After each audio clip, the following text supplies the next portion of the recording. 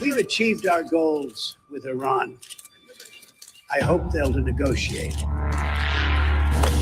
The war is finished. Since you're attacking us, can you give us a question? No, Mr. President-elect. Go ahead. President-elect, since you are our new...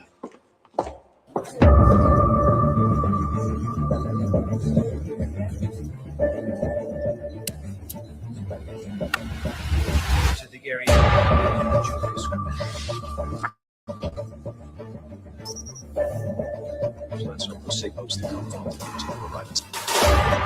We have to strike.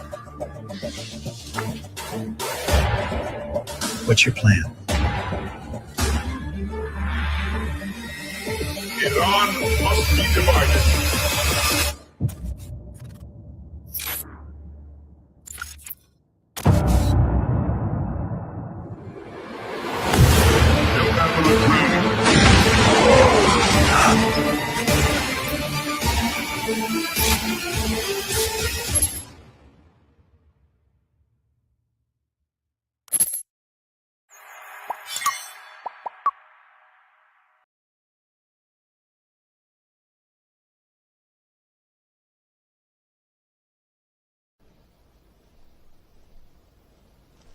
This is the world that you know.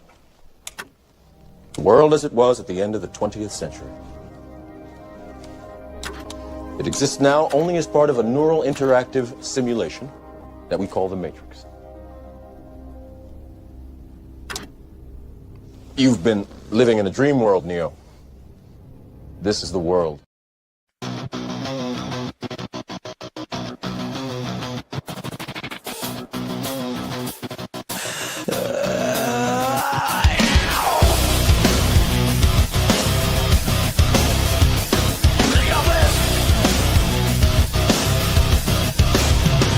Cameras on, we're going live tonight.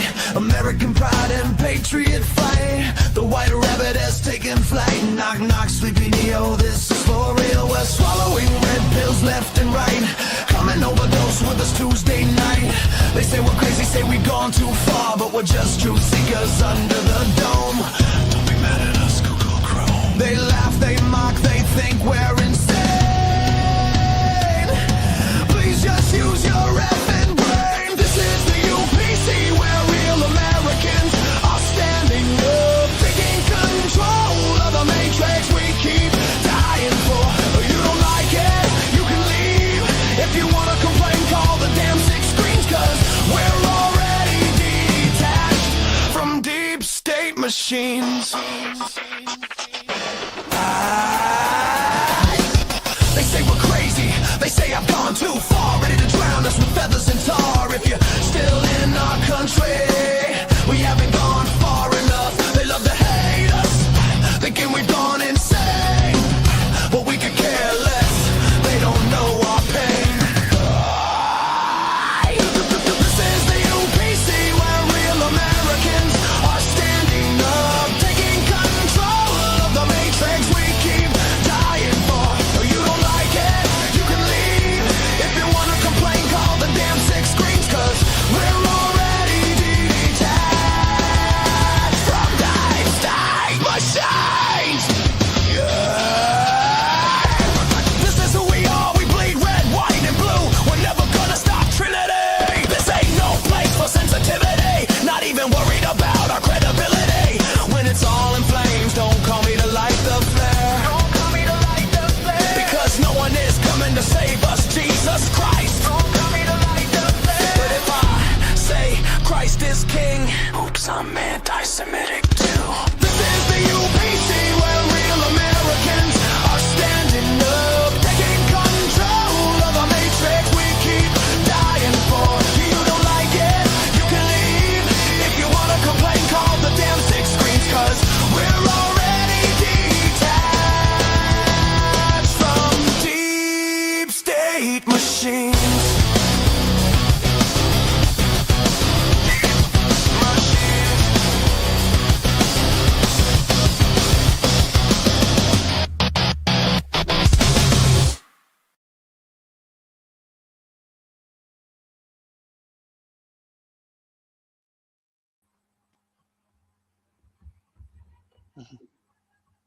hello. Yo, what's good? Yo, Sorry. I'm so Okay, you so look, now it sounded great, right? You looked great. Yeah, the intro sounded great, but you were like glitching there for a second, just a second ago when you said so happy. Oh, am I good? I'm good. You could hear me. You're You can good see right me? now. Yeah, you're good right now. Everything's good right now. So Okay, sounds okay, good. okay. sorry Oh for my the God, delay, that was great. everyone. We had some housekeeping that we had to take care of. Ooh, no, but the song gets you in the groove Yeah. because you already Yeah. know that's our pump up song. Like it pumps me up. I be screaming, singing. You already know how it is. Oh, I can put comments on the stage back. Yo, we're back in business, guys. So if anybody is new here, this is how the UPC used to look and function, okay? Before all that mess you saw 2 weeks ago. So this is how we used to look. This is like we're back in business. Yeah, we're streaming Oh, and yeah. we're streaming on both channels again. Aren't we? Oh, Did you yeah, set it- yeah. Yes, Okay. yes, you are live, Jimmy. Jimmy is live on his channel as well. I'm going to post the link if anybody else wants to join us on the stage. We're back on StreamYard. So I think StreamYard is way better than Restream because Restream was horrible. Yeah. But, you know, it is what it is. All right, guys, click What's that on the link if agenda anybody tonight, wants to Ruby? join us. Okay, yeah. So I put what you told me. Like I said, yo, what can I put as a title? Because I be blanking every week now because I'm like, yo, what the heck is going on? And I've been distracted recently with like drama behind the scenes. But making sense of current events with Jimmy, Beau. Okay, Beau, I am going to formally like include you in our our titles and thumbnails from now on. Like you're certified. I'm gonna be outside the friend category. Yeah, because I'm like, Jimmy, should I just like tell him like he's been so consistent and like here every Tuesday? I should just I'm gonna extend the invitation that you're That's like really nice, certified guys. UPC. Yeah, like You don't have definitely. to do that, but if you want to, that's cool.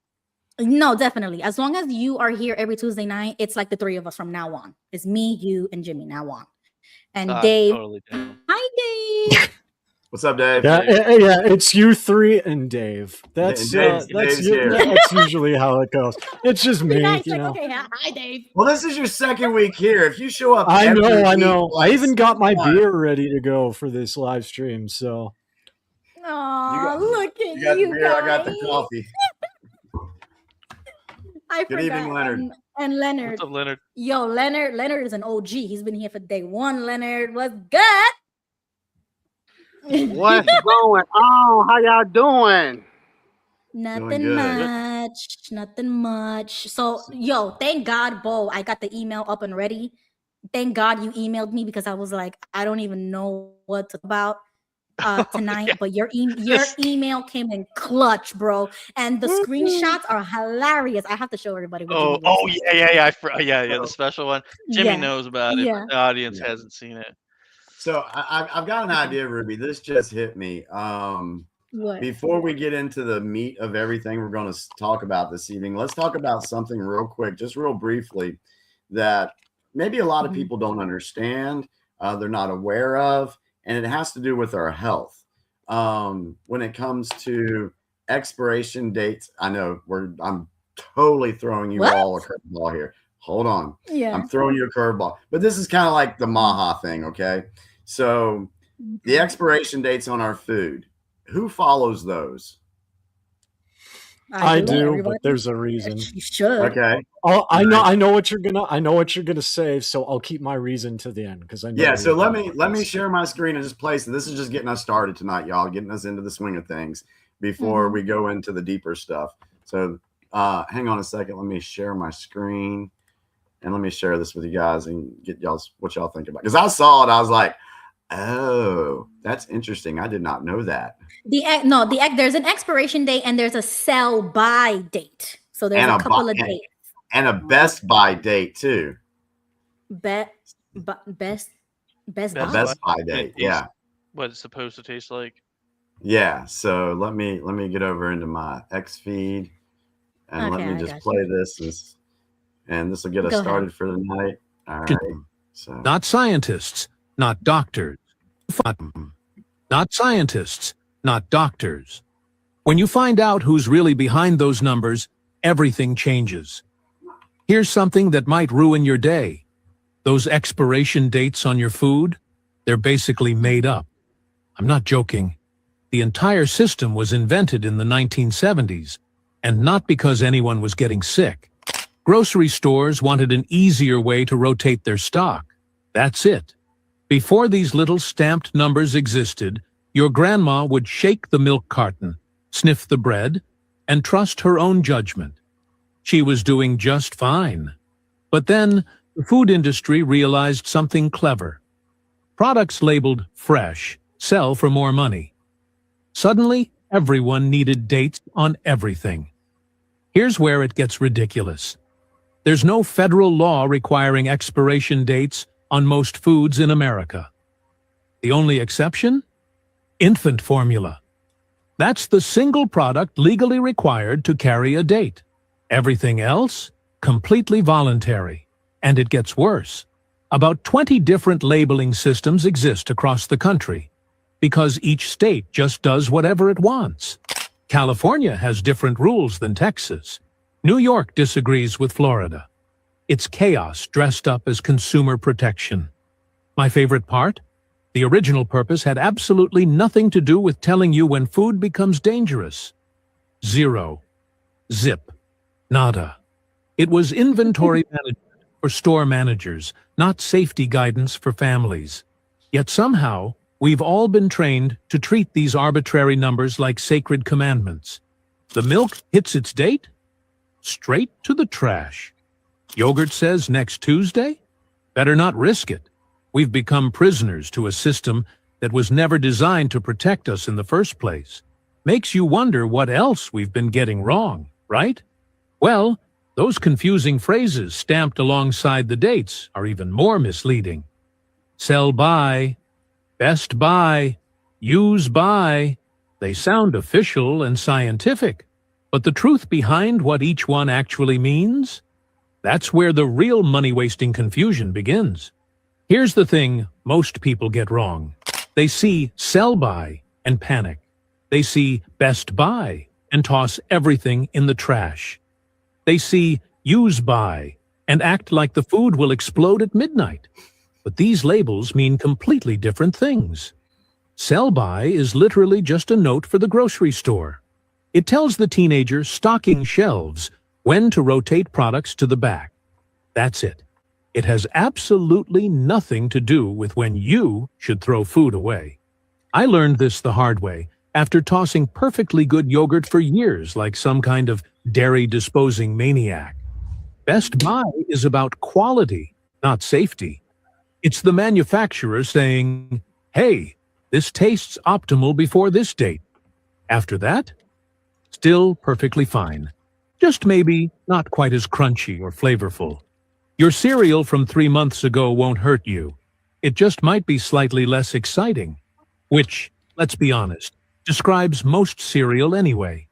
Now, use by is the only one worth taking seriously. This label actually suggests a safety concern. You'll find it mostly on deli meats and unpasteurized products, things that can genuinely make you sick. But here's the wild part. 80% of Americans don't understand the difference. 80%. We're out here throwing away perfectly good food because some marketing team picked confusing words. And manufacturers? They can use whichever phrase they want. There's no standardized system. No rules requiring specific terminology. All right. I knew all that already. Yeah, that's cool. When I saw it. No, I'm just kidding. Jimmy, put your camera back on. Well, and I mean, the thing about that is like America globally is the #1 country in food waste for this reason. If you travel to another country, especially here in Asia, sell by, it's only by expiration for food safety. And like the video said, the difference is America has no federal standardized laws on food safety. We do, and they're extremely strict. So if you come here and buy something, it'll say, it may have the sell by or like Best Buy for the reason, but it's also legally required to have expires on. Oh, and really? no date. Yes. If you do not, the government will shut down your grocery store. Oh, wow. Okay. Yeah, I just thought like many countries take that seriously. Yeah, I thought that was an interesting take because there's some of that stuff in there that I didn't know. And I was like, I showed it to my wife because she's always forever. As soon as it hits the date, she throws it away. But then I'm like, it's still good. It still smells good. Or it seems to be okay. So I thought it was very interesting, and maybe somebody will take something from it. So yeah, the chat pretty much like knows about this. That's awesome, guys. Like you guys are on top of it. Okay, so if you keep something past that date and it's not like going bad, if I understand correctly, it's okay to still eat, right? Is that like the main point? The stamp, the way I understand it, the one that says best by a certain date, then that food is still good. It just may not be as crunchy, like a cereal. It may not be as crunchy. Okay. Or maybe the fruit berries, if it has fruit berries in there or something, may not be as soft. The quality is not as good. Think about think of like a bag of chips, and they're going to go stale at that date. Yeah, exactly. Yeah. Right. I mean, it's still edible. You won't necessarily get sick. It just won't be as like flavorful or as tasty or even as like nutritious. Right. Right. So that's all that. We don't have nutritious food in America. We don't do that. God, no. You do. It's just extremely expensive, and it's locked away in Whole Foods by a bunch of hipsters. Yeah, pretty much. I walk through the grocery store, and I'm just like, it's all poison. It sucks. Right. Everything in the middle sections is basically don't go there. Yeah. Yeah, but I mean, in my house, nothing really lasts that long, anyways, and there's no leftovers anyway. So as soon as we buy it, it gets eaten anyway. So that hasn't like really been a big issue for me. All right, so that was our health segment. Oh, sorry. Go ahead.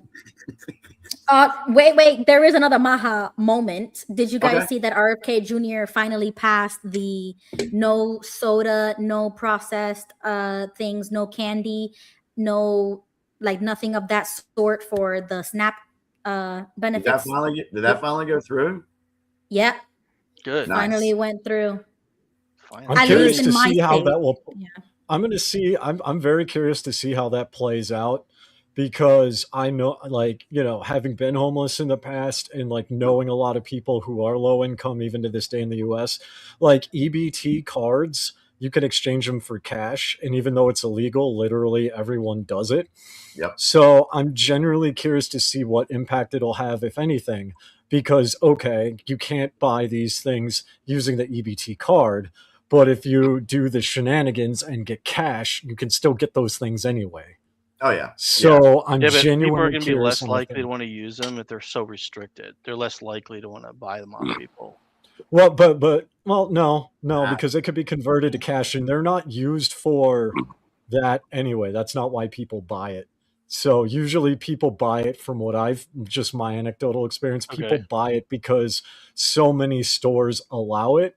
And like, even in like, if you're in states like Minnesota, like non-grocery stores will accept EBT, right? Like I've heard of like some gas stations in different states accepting EBT even for gas, which I don't think is legal, but somehow it happens anyway, right? So just because it's so versatile, it's basically cash.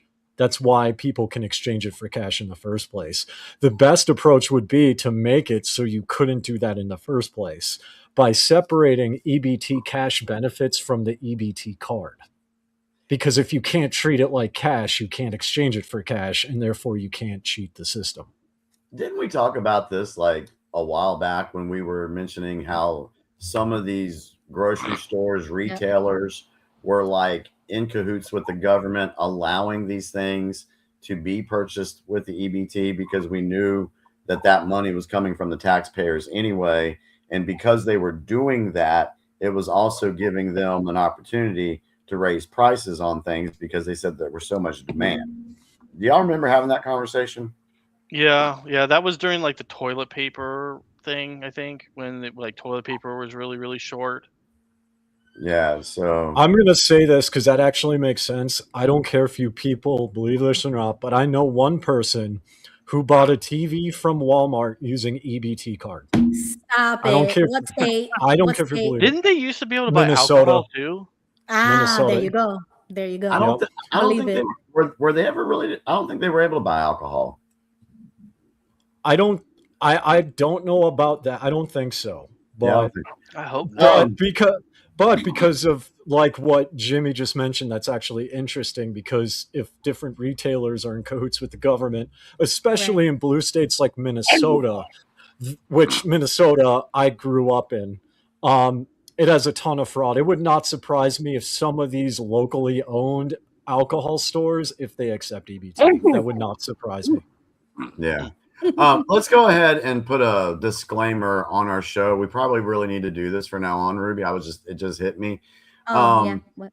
Everything that we say from me, Ruby, Beau, this is our opinions. We're not trying to persuade you in any way of what to believe. We are here to get you to maybe, dig a little further on some of the stuff we talk about. If we're not sure about something, we're going to say it is speculation. We're here just to have conversations. That's how we learn, is having these conversations. And we're not going to agree on it. The 5 people on this panel, we're all not going to agree with each other. And that's the way we want it to be. But if you do come on the show and you do have a disagreement, present your argument. We'll do it in a mutually respectful way. And that's how we try to operate around here. So just wanted to mention that before we get started. Thank you, Jimmy. Yeah. So next Tuesday, I'll include that in the description at the very end. I'll put a little disclaimer so we can have it just written out there. Yeah. Okay, so let me show you what Beau sent me about you, Jimmy, and I think it looks awesome. Oh Lord, okay, can you... I think I know what's coming. Oh my God! I couldn't help it. That's crazy. Yeah. Now you're gonna have all these other trolls I have going. See, we told you. We told you. Look, there he is. Yeah. But did you see, Jimmy, your profile picture on X? You want to explain that? Because I was messing around. Me and my granddaughter were playing on CapCut the other day. And we were just messing around. She's like, Papa, you don't need to be on here. This is just for teenagers. I'm like, well, I'm spending time with you. Her name, I won't say her name.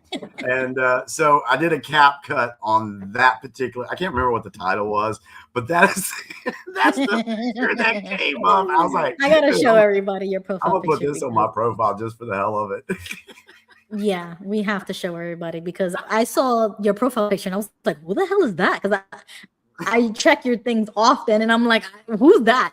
And then when I saw Beau's picture, I said, "Oh hell no! What are these people doing?" So I have to show everybody. You never know what I'm going to post when it's 11, 12 o'clock at night after I've, relaxed, so to speak. You never know. You're always changing up your stuff. But look at that, guys. Look at you. The suit. It's just a sport coat, man. Oh, wow. Dude, that's a fancy Jimmy. Dude, this is like Jimmy. Jimmy. Who's that? After hours. That's business, Jimmy. Yeah, I mean that's what I look like. That's what I look like during the day when I'm working. I mean, honestly, yeah. I don't have the shirt thing unbuttoned that far down, but I got a watch that looks like that. Business, Jimmy. Oh my word, for real. I just had to get that in there because I was like, I have to confront Jimmy. This is too much. Oh my word. Now I lost my thought. Beau, do you want to? Yes. Thank you. Beau, do you want to introduce us to a topic here, and then I'll pull it up for you? What you said? You've been waiting all week. So where do you want to go get first? your guys' opinions about all the stuff that I was sending. Okay. Which one you want to do first? Whatever one you want to show, I'll talk about it. All right. So let's see here. Number 1, you wrote no kings finance China. What does that Yeah, mean? so the Chinese government, there's a couple billionaires that are financing the No Kings rally. So the bald guy that was in the The image, bald guy.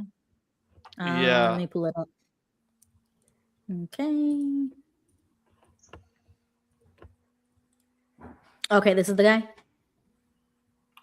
yeah. So that douchebag right there, on the bottom right, he's a billionaire and he went to China and he's living in China and there's actually supposedly arrest warrants for him if he comes into the US. But what you're seeing, you see all that crap and all that stuff, that's the No Kings protest. They just threw all their garbage everywhere and left it there. And we're finding out that the No King protesters, most of them are being paid to do this and are actors. Yeah, we discussed that before. So Yeah. we know full well about that. We brought a whole spreadsheet and everything. So if anybody remembers that episode, I don't remember which episode it was, but I do remember discussing that they were getting paid. Yeah, but the only reason I bring up, I mean, everybody knows that. It's just that guy, and then also George Soros was the second billionaire that they said was being investigated for all this stuff. Yep. So if the theory about it being China is not a theory, it never was, but now it's actually being openly discussed. And my understanding is it's being actually investigated by Kash Patel. Yeah, and there's another. He's not Chinese though. He's not Chinese, is he? No, he's not. Because He's an American citizen living in China. Yeah. Oh yeah. He's escaped the U.S. when they started investigating him, and he went to China. Now here's the thing. Yeah, that makes sense. Here's another thing. So yes, these No Kings protests are being funded by those billionaires. There's actually, I think, 56 different organizations that have received money to push this whole thing. And there is a bigger picture to this, because if you ask the people on the street, just a regular day, why are they doing a No Kings protest? And they're like, well, I don't know. We don't have a king here in the United States.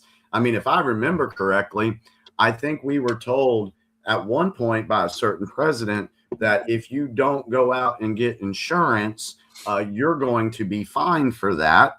That seems kind of a king thing to do.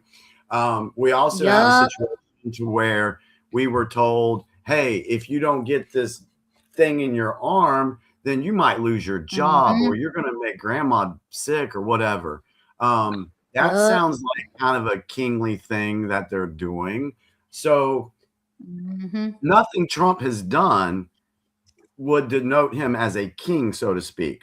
So this is why a lot of us are thinking that this is what's going on, because the Congress and the Senate aren't getting together and doing things that they're supposed to be doing for the American people. They're definitely not working for the American people. And I'll talk about that a little bit later with some other information I shared with Ruby this week. But they're not working. So what that's going to do, it's going to force Trump to make some executive decisions on some things. And so when he makes those executive decisions on some things, then that's when they're going to say, oh, look, he's being a king. This is a whole brainwashing thing that they're doing with this No Kings protest. Let me share a ex post from Clandestine who I really like. He explains it very well. He says, I never understood why the Dems started these No Kings protests. Trump has not done anything that could be considered authoritarian or tyrannical, but it just hit me. I don't think it's for anything he's done yet. I think it's for something the Dems know he is going to do. I think the Dems know Trump is going to use the full array of powers as POTUS, and they are preemptively establishing a narrative that Trump is a king. So when the time comes for Trump to go the executive route, the Dems have already planted the idea in the public's mind that Trump is a tyrant. This fits the Dems' modus operandi. They preemptively establish narratives and get in front of things they know are coming. The Dems have been the most accurate indicators of what is to come, but what they squeal about most. I think they know Trump is going to do something substantial, and this is their desperate attempt to capture public opinion and mobilize mass protest riots, when Trump makes his big move. What do y'all think about that? That's just basic politics 101. Yeah. Every side does it, not just in America. That's par for the course. Agreed. I think when the Jay, arrests come is when they're going to go do ahead, that. Beau. When they start arresting Democrats, like politicians, for all the pedo stuff. Because my opinion is once we get done with the Iran thing, that's going to go to Cuba. Once it goes to Cuba, then it's going to come to the cartels in Mexico. And then that's going to cut off all the funding that the Dems have with all their deep state money and child trafficking money. And then after that, then they're going to go after the Democrats, which will be seriously weakened and don't have the money and connections anymore. And then when that happens, that's when they're going to be pulling this. Oh, he's a tyrant. He's a king. He's just arresting people that are against him. These are fake charges. Don't believe it. And this is the narrative preparing for that. My opinion. I mean, I could see that. My only question is, what about Europe? What about the EU? Because trafficking is huge in Europe. I mean, Amsterdam, Denmark, Finland, Norway, Switzerland, the World Bank, where all the cartel money ends up anyway. Like, I'm curious Yeah, but what your it's not on our perspective is on that. hemisphere, though. And our system was, which Jimmy has talked about this. We have a policy where we're supposed to protect our hemisphere. We actually have a law in place, and that law doesn't extend to the Europeans. Gotcha. Okay. But I actually think, okay, now this will be my conspiratorial take on this, okay, for the viewers. I believe that it's a worldwide operation going on, and that there's several different countries involved in this worldwide operation. One is to remove and expose the human trafficking throughout the world. And I do believe that Europe is on that list of one of the areas to be exposed as well. I think they are rescuing kids that have been trafficked in Europe. Matter of fact, we know for a fact that Putin went in to Ukraine, and one of the things that he found and secured was these places where they were doing child trafficking, and they rescued children there. I will find information on that if I have to, but I know it's out there. So I think on a bigger scale, that is being addressed.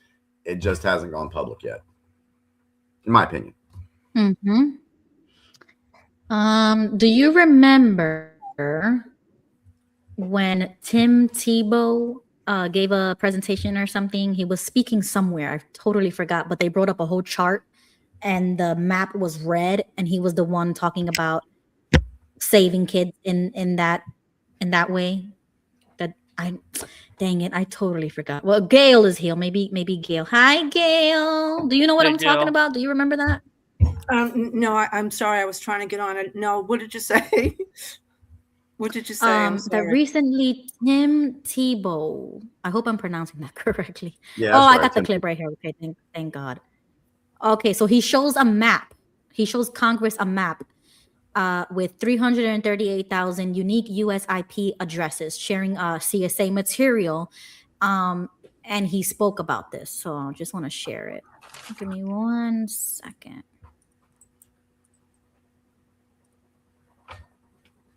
Every one of those red dot maps is a unique IP address that is downloaded, shared, or distributing child rape images, almost all under the age of 12. And that's just a 6-month screenshot of it. And there are over 338,000 on there. There's blue dots on there. You can't really see them, but the blue ones are the ones that are under investigation. In a sea of red. Isn't that a problem of what we're talking? Every one of those red. Okay, so I saw that recently, and since we had like the presentations going on, I forgot to like bring that up. But when I see stuff like that, that's what brings me more kind of hope that something's being done, at least here, because we talk about that a lot. And they're finally talking about it in Congress now.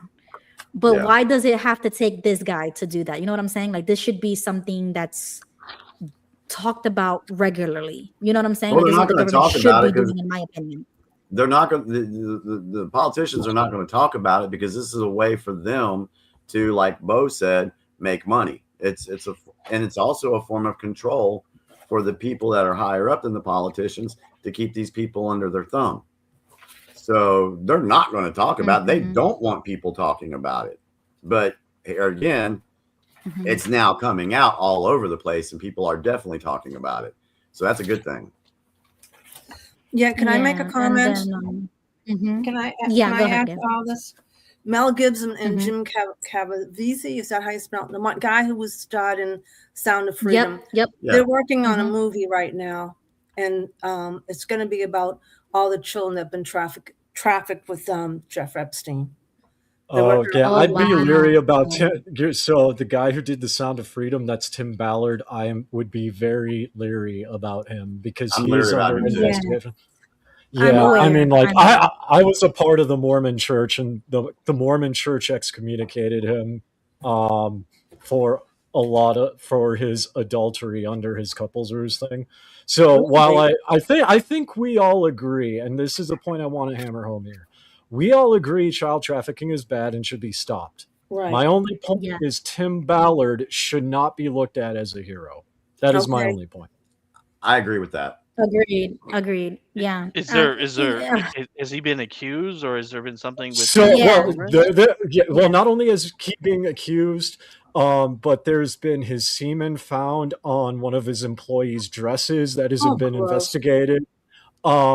There's also a multi-level investigation into his orphanages, because what happened was he would quote unquote rescue kids and then he would bring them to his orphanages, but now no one can find the kids. Oh, nice. Holy crap. Yeah, so I am aware of that, because there's like this ex-Mormon chick that on YouTube, and she was really hardcore. Cara Burrell, she's one of my personal friends. I know her. Oh, I know her. that's Cara so Burrell. nice. Yeah, because Cara Burrell. she was really digging into him back then when the Sound of Freedom came out, and it was so that's how I know about it. I was made aware of it, and people were really trying to get me on that bandwagon as an XJW content creator, and I refused to do so. I was like, that's not my realm. That's not my cult. Like I'm gonna let them handle it, because they know what they're talking about, and that's their former cult. Like the ex-Mormons got it. Like I was like, I'm an ex-Mormon. Yeah, and I just want to say this. Ask you something? Let me just say this and then go ahead, because I want to say, for those of you who who aren't sure about this, it's not just me and Cara Burrell that have talked about it. The Mormon Church excommunicated him, and he was high up with like Mormon apostles, right? He's related to a Mormon apostle, and he was excommunicated.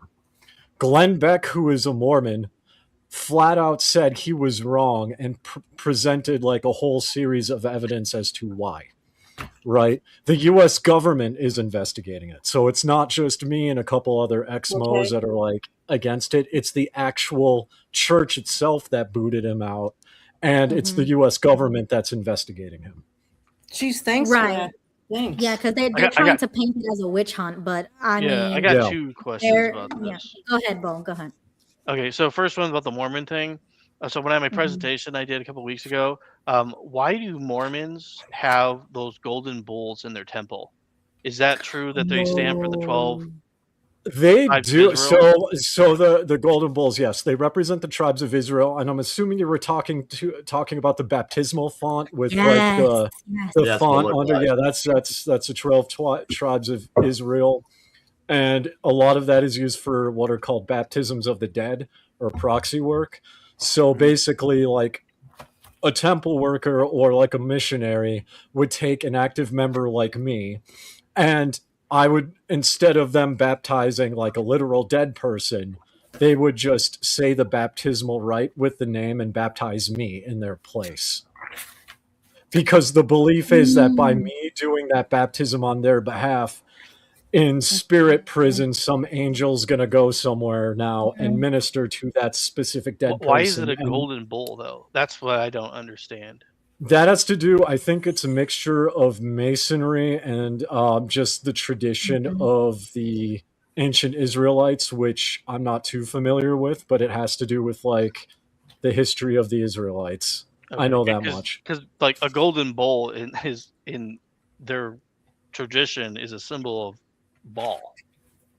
Yeah, that's true. And that's why I was like, That's weird to me. So with that being said, I'm not arguing with what you're saying, Dave. Oh, yeah, But yeah. the thing I want to point out is the Sounds of Freedom guy. Do you guys think that? Because I'm just finding this out. I didn't know that. I'm not saying it's not true or not. If it is, good. Yeah. Hope they get him. But do you think that maybe he's being set up because he made that movie and they were pissed about it? No. And the reason why is because on Cara Burrell's show, I forget his name, cool dude. I talked to him a couple times, but the man she has on was Tim Ballard's partner. Oh. And he goes into a deep dive about conversations and texts and documents that he and Tim had. And there are other people within his own organization that have accused him and are exposing these documents and things. So it's not about the movie. It's about, what Tim has done after the movie. Nobody cares about the movie, right? And the main punchline of it all is the people that are accusing him, they joined because of the movie. They thought he was doing something good and they wanted to be a part of his organization. But then they were allegedly abused. They also were wondering, hey, we got documents of Tim Ballard allegedly bringing these kids to this orphanage. Why are they not there now? Right? So it's completely unrelated to the movie with the allegations and things like that. This didn't come out until way after the movie. Yeah. Yeah. We So lost, a point. Sorry, we lost Leonard and Joseph. I was hoping to get to them so they can comment on this. Oh, Joseph, you have some background. You have to mute whatever. I'll mute you now again, Joseph. Yeah. So Leonard hopped off. If you need to come back on, it's already pinned on my chat. Joseph, just take care of your background noise. And really quickly, I'm gonna put the name of one of the other ex-Mormon YouTubers, Alyssa. I forgot. Grenfell, Alyssa Grenfell. Yeah. So I know so much about Mormonism because of her. I was binge watching all of her videos, and then that's how I knew about the other girl. What's her name? The one that we just spoke about? Cara Burrell, Nuance Ho. Cara. Okay, Cara if somebody Burrell. could find her YouTube. Let me do that. Yeah, allow if you can, me, please, because she I has follow like a her. username on there. Yeah, she has like a different gotten- handle. Can I just make a correction for everybody? And I don't mean to change the subject, but I just want to make a correction on this. As far as EBT goes, there's a SNAP part of it and there's the cash part of it. You cannot use the SNAP benefits to purchase anything on Walmart. I mean, you can buy food, but you cannot use your EBT card to buy electronics and so forth. And with this cash benefit, you can go to Dollar Tree store, Walmart, and Amazon, but you cannot buy liquor. You can't use it for gas. I have an EBT card, so I know what I'm talking about.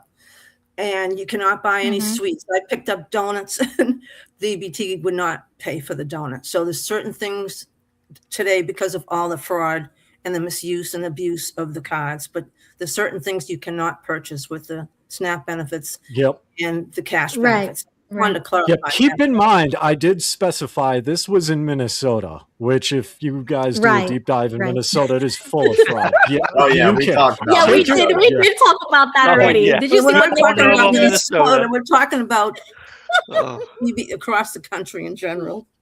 There's a lot of fraud. That's supposed to be the rule, but we're just supposed to be the rule. Minnesota's not following that. Yeah, Minnesota's definitely not following it. They follow it to a T in my state. Yeah. Good. Thank you, Okay, thank so you. really quickly, I'm just gonna show the page. I found it, Dave. Thank you. So I this already is got the it. Okay, ex-Mormon. Okay, good. Put it in the chat because I also put it in the chat. If anybody's interested in the Tim Ballard deep dive, she dedicated her videos recently about him. So if you're interested in doing a deep dive, go to her channel, watch her videos, subscribe to her. That's her field of expertise. Okay, guys? Okay. Because I know there was a lot of people really pressuring me to do it. And I was like, hey, guys, I totally understand where you're coming from. I agree with what she's doing, but that I'm XJW. That's not my realm. I'm not going to start, I just can't. Sorry.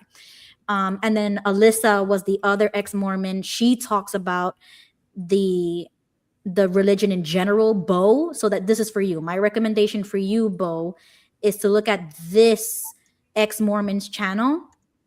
And I also put her thing in the chat as well. She dives deep into the religious stuff and explains what things are. And she probably discussed that. I'm not sure because I don't follow her anymore. But if you're interested, go follow her. Okay? I appreciate that. Yeah, I have a buddy who's Mormon, but I don't really talk to him anymore, so I can't really get information out of him anymore. And I will say, Beau, if you want to actually, because like I'm in the Exmo podcast scene a little bit, so like big names like John DeLynn, or like Radio Free Mormon and Bill Reel, both of them used to be Mormon, and one of them got excommunicated. I can actually put you in touch with them, and you can ask them these questions. Yeah. And they, awesome. Bill Reel used to be a part of FAIR. And what FAIR is like an apologetics group for the church. And he ended up losing his faith while doing it. So he used to be a Mormon apologist. And I can put you in touch with him. Wow. That's really That is awesome. Cool. Okay, so Dave, go to the private chat and share with me your email, and then I'll connect. Okay, yeah, this is cool. I know we went a little off topic. Sorry, guys, but that was awesome what just happened. That's how panels work, yo. Yeah, I know, and it's live too, so I love the interaction with you guys. Okay, so that was really great. Let me see. Let me go back to Beau's email because that's what we were talking about.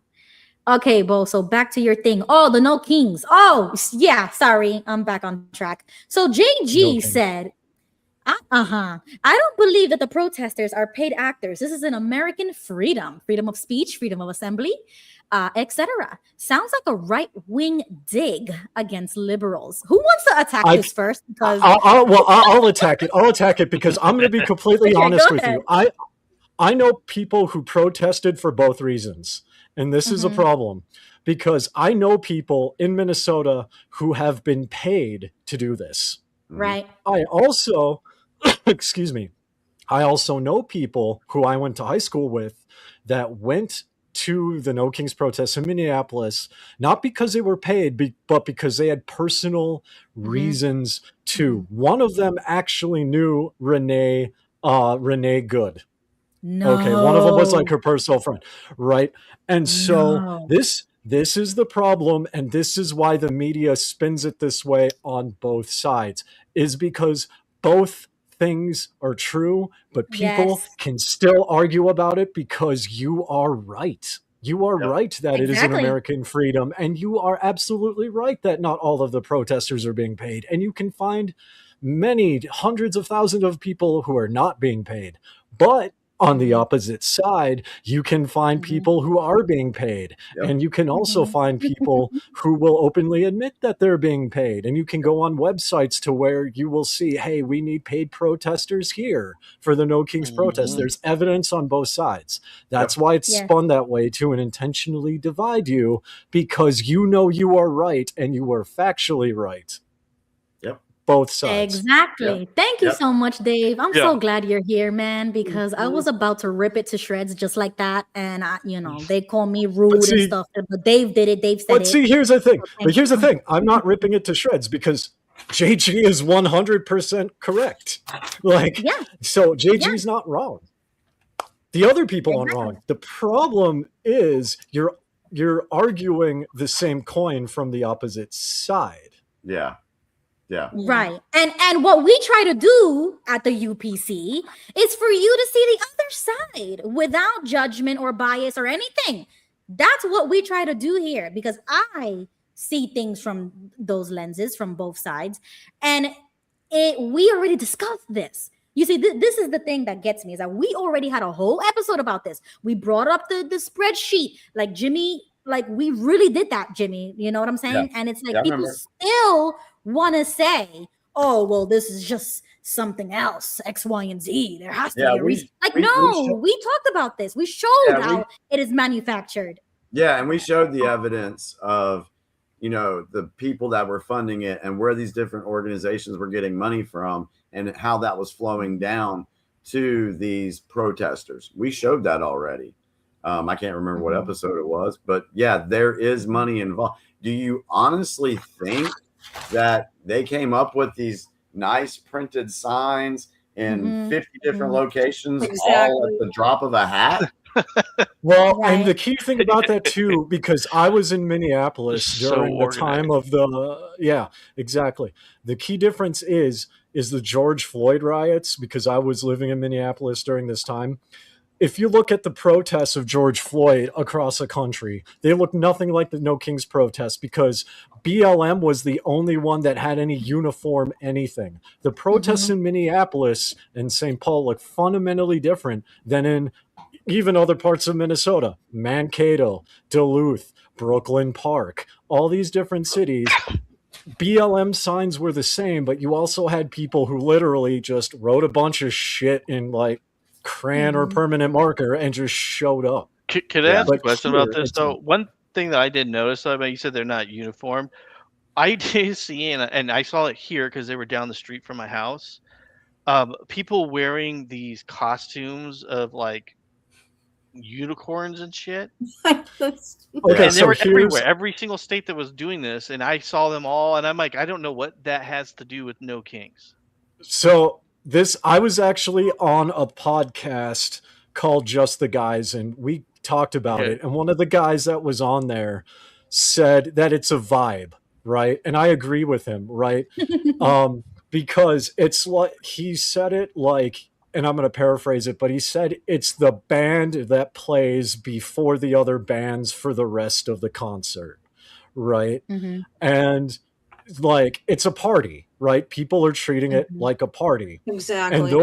And that is one piece of evidence that is not that those specific people who are partying and getting high and like doing all these new age weird dancing, those specific people are not being paid because they're just there to show up and have fun. They're not even there to protest. They're just there because other people are there. Another point that I was going to bring out about these protests, and Fighter of Truth touched on what I was getting ready to say. Where's the diversity in these crowds? Because all I'm seeing are old white people. They're all middle-aged old white people. I can answer that. I can answer that because like that's true for most of the countries with some exceptions. But the reason why you're seeing that, and this is what Jimmy was talking about earlier, like what the Dems do.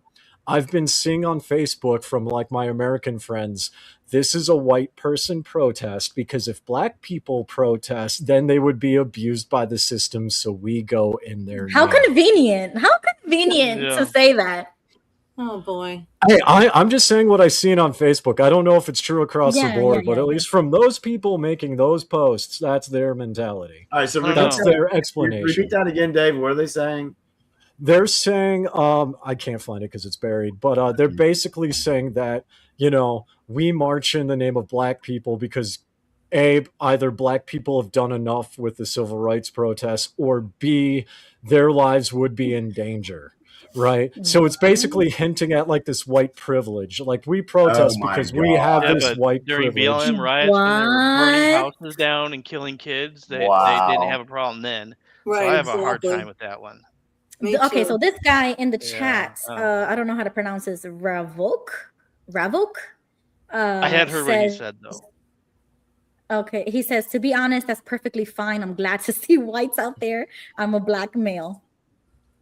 That's funny. I'm sorry. That's funny. I mean, you know, I could do a No Kings protest here in Mongolia, but I'd be the only one doing it, and most of the people would just be very confused. So, and you know what's funny? They actually held a No Kings protest in London where they have a fucking king. That's just. Well, I can explain. Well, so here's the interesting thing about that. So in London, so my father's from England. Now the thing about this is in England, especially with like the pedo CSA stuff, people are not happy with Prince Andrew and how just the royal court handled it in general. How do people view the royals like in these other countries? Do they hate them like we do? Generally speaking, it depends. Generally speaking, the view is going down over the course of time. The best case scenario is because, like, it's 2026. Why do we need a fucking king? We have a parliament. What does the king actually do? Right? Right. Why is this person taking so many tax dollars of like protection? And he has bodyguards from the SAS, the Selective Air Service, MI6, MI5, right? So all that taxpayer money, a lot of that's just going to the royal family. And generally speaking, people don't like it. You do have a portion of the population who say this is our tradition, we should keep it, yada yada yada. But it's so really no longer quick, as entrenched. All right, sorry, I didn't mean to interrupt you, Dave, but Graham is up on the stage, aka Revoke in the chat. So would you like to add anything? Go right ahead. Yeah, how are you guys tonight? So yeah, I was at the last No Kings protest, and yeah, there were a lot of primarily Caucasian people out there, but I don't think I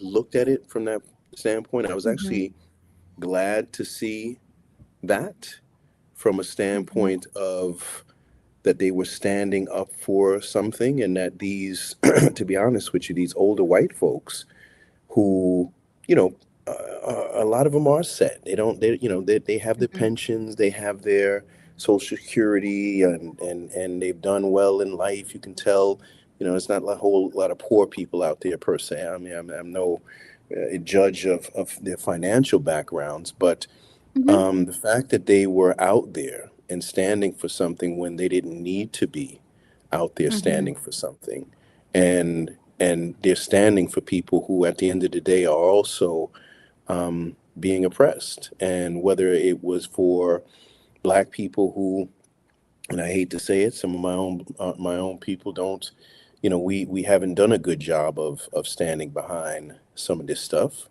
because I think that we've seen enough and done enough and have gone through enough, and at times we feel like it's not going to change much for us anyhow, right? If we go back to the civil rights era and things like that, us standing out there and getting sprayed and attacked by dogs and beaten and all of that stuff didn't fare well for us. So I'm actually, it was actually kind of proud to see that these, older middle class and upper middle class people had rallied behind something that, that they thought was some injustice. So when we look at it and we say, whatever the comment was that person said, I don't think that's correct at all. I think that's more based around separation than it is around bringing people together and standing for what we feel or what they feel is wrong. Right. And that's one of the reasons that. Go ahead, Dave. And then I have two questions. Go ahead, Dave. Yeah.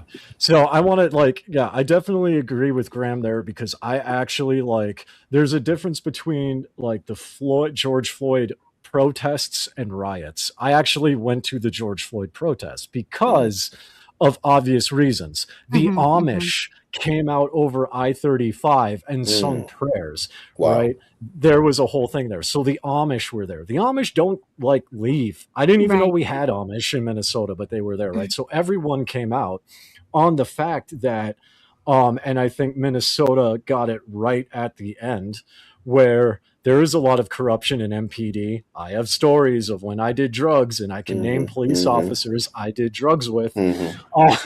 But, there was no reason for Chauvin to kneel on a man's neck for 9 minutes when he's already down on the ground. He's got fentanyl in the system. He cannot resist, and there's cops around him. There's zero reason for that. And everyone saw that. The sad part about it is people look at the riots, and if you look at people who were engaging in it, a lot of it was teenagers. A lot of it was just teenagers from the community tearing something up. There was a person who died in the riots. You guys might remember this, but I think it was on Lyndale Avenue. But there was a liquor store that was on fire, and he went inside that liquor store to steal liquor that was on fire. Okay, now I do not support looting at all, and it is tragic because a human life was lost. But at the same time, if you were raiding a flammable building that is already on fire to steal something, you clearly don't care about the protest and therefore should not be included with the protest. Right. Right. We get that, and we have already made that distinction already on this show, so we totally get that and agree with you. Jimmy, before I ask Graham my question, would you like to say something? Go ahead and do your 2 questions, because I got a couple questions I want to ask Graham. Okay, cool. So Graham, if you don't want to answer, that's totally fine. No, feel free. I'm just okay. Just curious, where on the political spectrum do you identify with? I don't identify with either one.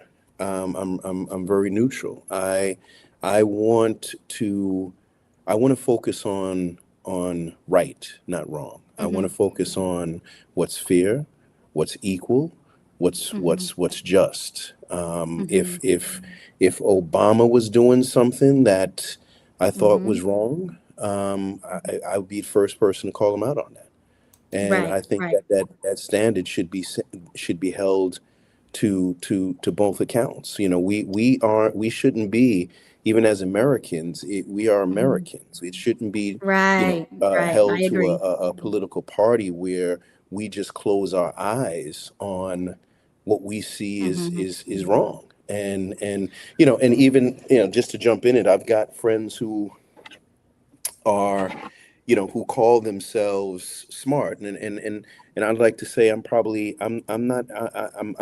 say I'm not that sharp, and I say that only because I think people who think they're too smart are the ones who may get hoodwinked by some of the mess, because they don't think that they think they're too smart to have fell for the con and the game, right? So now you see people like Alex Jones who are now saying, well, Trump pulled this one on us and that one, and Candace Jones, who was all behind Trump, and Marjorie Taylor Greene, who was stomping for. Why? Because they thought they were too smart. They thought that they could never have been manipulated by a one man.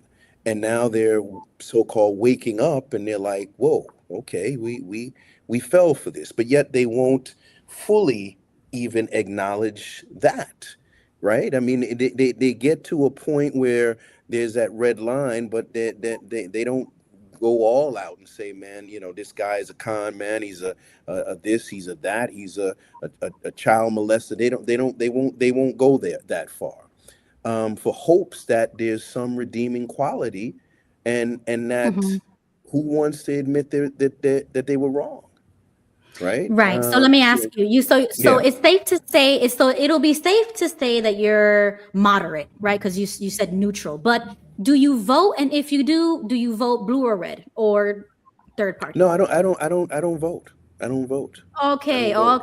Thank you, because that was gonna be like my intro. Well, Ruby, I came up in the same. We I've been on a few times with you. We've came up in the same religion, so I go back to I don't vote, and even if I did, even if I wasn't in the religion and I wasn't that deep in it, I just I wouldn't. I really kind of stay neutral, and whether that's good or bad, I don't know, but I kind of stay neutral.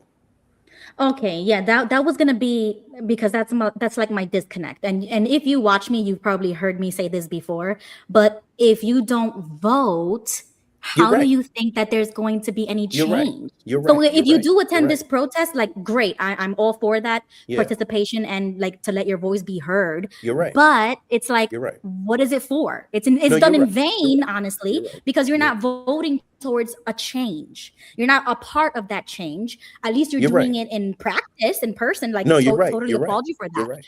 So Well, that was going to be like my connection for you to I'll say encourage you. I'll say this. It doesn't. I wouldn't vote based on right or left. I would both vote on who I thought was a good candidate. You know, I mean, I like Massey.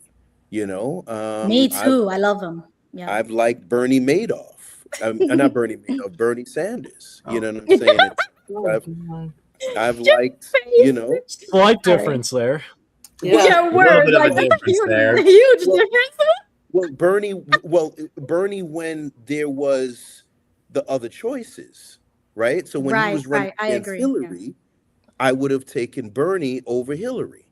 Me too. Oh, I would have done Andrew Yang. I was obsessed with Andrew. If anybody remembers Andrew Yang, I would have taken Andrew Yang. So it's not based on. It's based on, because if I'm for our United States, I want to make sure that we are covered in every way so that we can win. And so when you talk about America first, what is that? America first should be for everyone. It shouldn't be for the privileged. It shouldn't be for the white or the black. It should be for all of us. So if I want to find a candidate who says, you know what, no, I want to see us prospering right now. And to be fair, I do honestly believe that America First is for America, and it doesn't have to do with race or political party. Yeah, I honestly do believe that it is America First policies to put our country ahead of anybody else and Americans rather than immigrants or etc. But I digress because I want to let Ruby, Jimmy. I think that has been all smoke and mirrors. It sounded great. And I think that it has not been done in practice, to be honest with you, Graham. That's what I have yet to see America First be fully implemented. Because MAGA got in the way, honestly. And we worked on people's fears. We worked on emotions. We worked on insecurities. We worked on a broken system. And that person sold us this. And to be honest with you, even today, and I'm just talking out loud, I really believe that, because when you see them ingratiating themselves and their families giving their sons billion-dollar defense contracts, you have to really wonder, was this all a payback? Was this all a scam? Because there's no, at this point, once again, I'm not on any side, but just looking at it from a standpoint, at this point, there's no even shying away from the fraud and the corruption that's going on. And it's almost like, you can't do anything to me anyhow. I'm going to make you pay for the lawsuits. I'm going to make you pay for what you did to my family. Because you even see the kids right now, they're not even tweeting and being as vocal as they used to be. Why? Because they're too busy making billions of dollars. Okay, well, I'm going to leave it there because I could go all night about this. But last point I'm going to make to you, honest. Graham, America stands. No, I agree 1,000% with you. But we're losing right now. And I agree. We're not winning in any way. And we're ripping each other apart. We're ripping other countries apart. We've set a stage where countries don't respect us, and they're walking away from us. And we're bombing children for no reason, getting ready to send troops in who literally, these kids ain't ready to go out there and mess around on them grounds with these Iranians, man. They're not. Right. I agree with you. I'm anti-war. If you've watched my show, you kind of already know how I feel about that. I agree with you. But there is one point that I have to reiterate. America First policies have not been implemented at all. What Trump is doing and what Trump has done is MAGA. And that's why I'm not MAGA anymore, because I do feel betrayed by Trump and that whole movement I'm disappointed in. And that's why I switched to America First. And I do believe that America First is yet to be implemented. We're almost there, because I do believe that in Florida, at least, James Fishback, running for governor, has talked about America First policies for our state. So I just want to like put that out there. If you want to do your research, by all means, at your free time, look him up. He's great. But I'm going to digress for now because I want to let Jimmy have his moment with you. Go ahead, Jimmy. Yeah. Because I want to bring out something else here in a little bit. I want to find it real quick. I'm going to make sure I have it on my screen ready to go. And thanks for having me, guys. Yeah, I mean, and I'm so happy you like I said, came. we like to have good conversations and be respectful to one another. We definitely want to do that. I do agree that we need to come together as Americans, Graham. I really believe that. One, I'll disagree with one point you said about you think that America is losing. I disagree with that. I think we're on a better path than what we were before. And I have something that I'll share with you here in a second that will show you why I feel that way. And then we can respond to that as a panel. We can talk about that. But one of the things that you mentioned was, it was nice to see these older white folks out there, middle-aged, or upper age, whatever, standing for something that they believe in. What is it? Can someone help me? What exactly do they believe in? Because if you look at the interviews that some people have been doing with these protesters, they can't say why they're protesting. And when confronted with a question like, can you cite for me as an example that Trump has done to be considered a king? They can't answer it. Can you elaborate on that? Well, Jimmy, I think we can, we can go back and forth on that one. I mean, how many interviews have you seen of people at the Trump rallies who have no idea what they're talking about out there? They couldn't tell you the first thing that Trump has done or has implemented, and it's actually sad, to be honest with you. I mean, so let me push back for a second, because that's a whole whataboutism. No. Let me jump in. So okay. The thing is, and to be honest with you, I kind of feel like some of these people at this No Kings rally may have even voted for Trump, and I don't think they voted Democrat. I believe that they have seen some things that made them say this is not right, and I think we've all seen these signs, whether we want to admit them or not. There's been signs. Can you give me an example of one? As far as what Trump has done, I mean, we can, Jimmy, we can go back to grab him by the pussy. You know what I'm saying? We can go back to. Okay, so let me as a I got something to say too, but go ahead. Yeah, as a president, what has he done specifically that would be considered as a king? And my throwback on that is, when Obama was in office, he told everybody that, hey, we're passing the Affordable Care Act, and if you don't buy it, we are going to penalize you. Yes. So can you explain to me something that Trump has done in equivalent to what Obama did that violated the Constitution? Well, I can't look and say what he has done to violate the Constitution per se. I think there is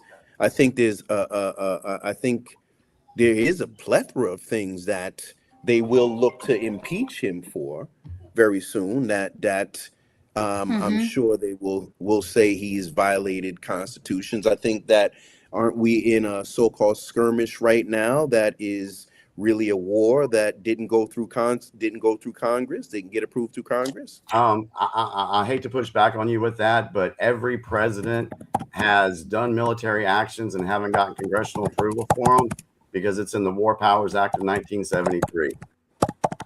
They can do certain things without having to go to Congress. Now, if they go to a full-on war, there's a certain time limit that they have to do it, but they can't go to Congress if they have what's the word I'm looking for? If they have evidence showing that the United States is getting ready to get struck in, let's say, 9 hours, the military has to take a decisive action against that. They can't go to Congress and be like, hey, we got a missile coming in. Can y'all get together and vote whether we can go after these people or not? A president. Okay, let's look at a few things here, right? We looked at in 2021. We looked at Trump urging officials in Georgia to revisit the vote counts. In a recorded call, he asked Georgia's Secretary of State to find votes. Okay, that's one, right? All right. What did we find out since then? What did we find out? Yeah, what have we found out about Georgia just recently? Just today, it was announced there were over 17 ballots or 17,000 votes that did not have a corresponding ballot to go with it. I didn't read that one, but I mean, Yeah, so but that's still after. Same thing in Arizona. Yeah, same thing in Arizona. Yeah, correct. So what Correct. Trump was doing, in my opinion, he was letting folks know, hey, we know you cheated. You need to find this stuff.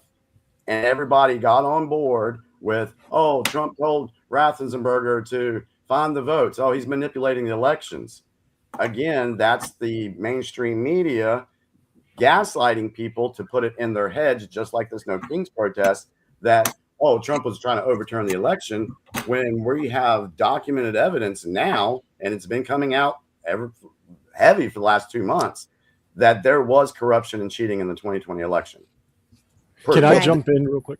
Can I jump in real quick? Yeah. Okay, Yep. so I see what Jimmy's saying. I see what Graham's saying. I want to backtrack a little bit to the question of why do people not know at the No Kings protest why they're there, as well as what Graham was getting at. Why do you find some people who don't know why they're at a Trump rally? The reality is, Jimmy hit it on the head already. The mainstream media. You can interview thousands of people who know why they're there and can give you rational, informed explanations. But is that going to help the Democrats? No, you're going to find the country bumpkin who's like, hey, I'm just here because my friends are here. And then they're going to paint it as all Trump members are like this. Yep. Well, that's that's the same thing on the other side is like, you see clips and sound bites of like 2 or 3 people being interviewed on a 10-second TikTok and nobody knows why they're there. I guarantee you that person who's doing the interview did not stay there for 10 seconds to interview 3 people and bailed. I guarantee you they were there looking for people that could help get them clicks because the mainstream media wants money. Fox News will do it. CNN will do it. It happens on both sides. Exactly the point. It happens on both sides. Well, that's why I'm happy that Graham joined us and actually revealed that he did attend and he is in support. So I would like to give him the opportunity as someone who is a real supporter. Please explain to us, Graham, what do you think that this of the No Kings? Is it fair to say that you support that you attended that protest and you support it? I like can you tell us why? Like okay, so tell us. So give us an example of why did you attend the No Kings protest? Like, what does it mean for you? If you could put it in a nutshell. I don't care for Trump. I don't care for Trump. I think he's a horrible human being at the end of the day. And I don't care what you think that he might have done or kind of did. You know, we start off, I like honorable people. I like people who stand for something, or at least try to stand for something. Nobody's perfect. Right. But once again, we go back to grab him by the pussy. We go back to move on him like a bitch.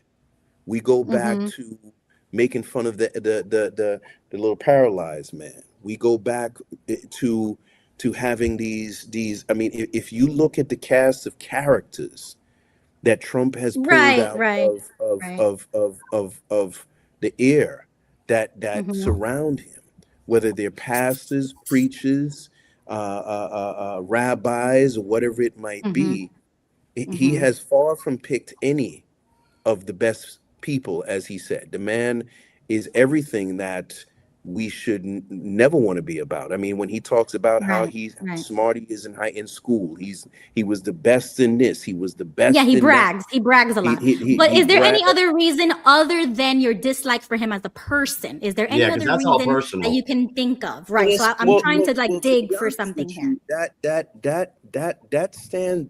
says a lot right there. Because if this is the man who is leading, right, and is our leader, who should be something that when we had presidents in the past, where we looked at them and said, you know what, man, that's a stand-up guy. He stands for something for us as Americans. He But just because they exemplifies present themselves as a really good person, that doesn't mean that they are. So I'm trying to dig further deeper. Aside from them as people that they present themselves to be, because that could all be fake, a facade. What is it about Trump, other than personal reasons, in your opinion, that makes him not a good president? Well, I mean, we go back to all of that, which has really stoked the racial flames. I mean, there hasn't been a calm day with this man ever since he's taken control. Every day is some sort of drama, some sort of issue, some sort of world disaster that's going on. And I gotta go ahead. Yeah. Go ahead. Okay, yeah. Go So ahead. I supported your last statement. I got to push back against this here. This here because that alone, like drama, does not make him a king, right? And I could say this as I'm being not a talking dual. about Well, kings. I'm not supporting the king. I just don't like him. Period. But I think. well, I mean, I'm going to be honest. What has he done for us, even as a nation, right now, that we could be proud of? I can answer that. I want to kind of jump in there's a here lot. on just the No Kings protest, just kind of in general, right?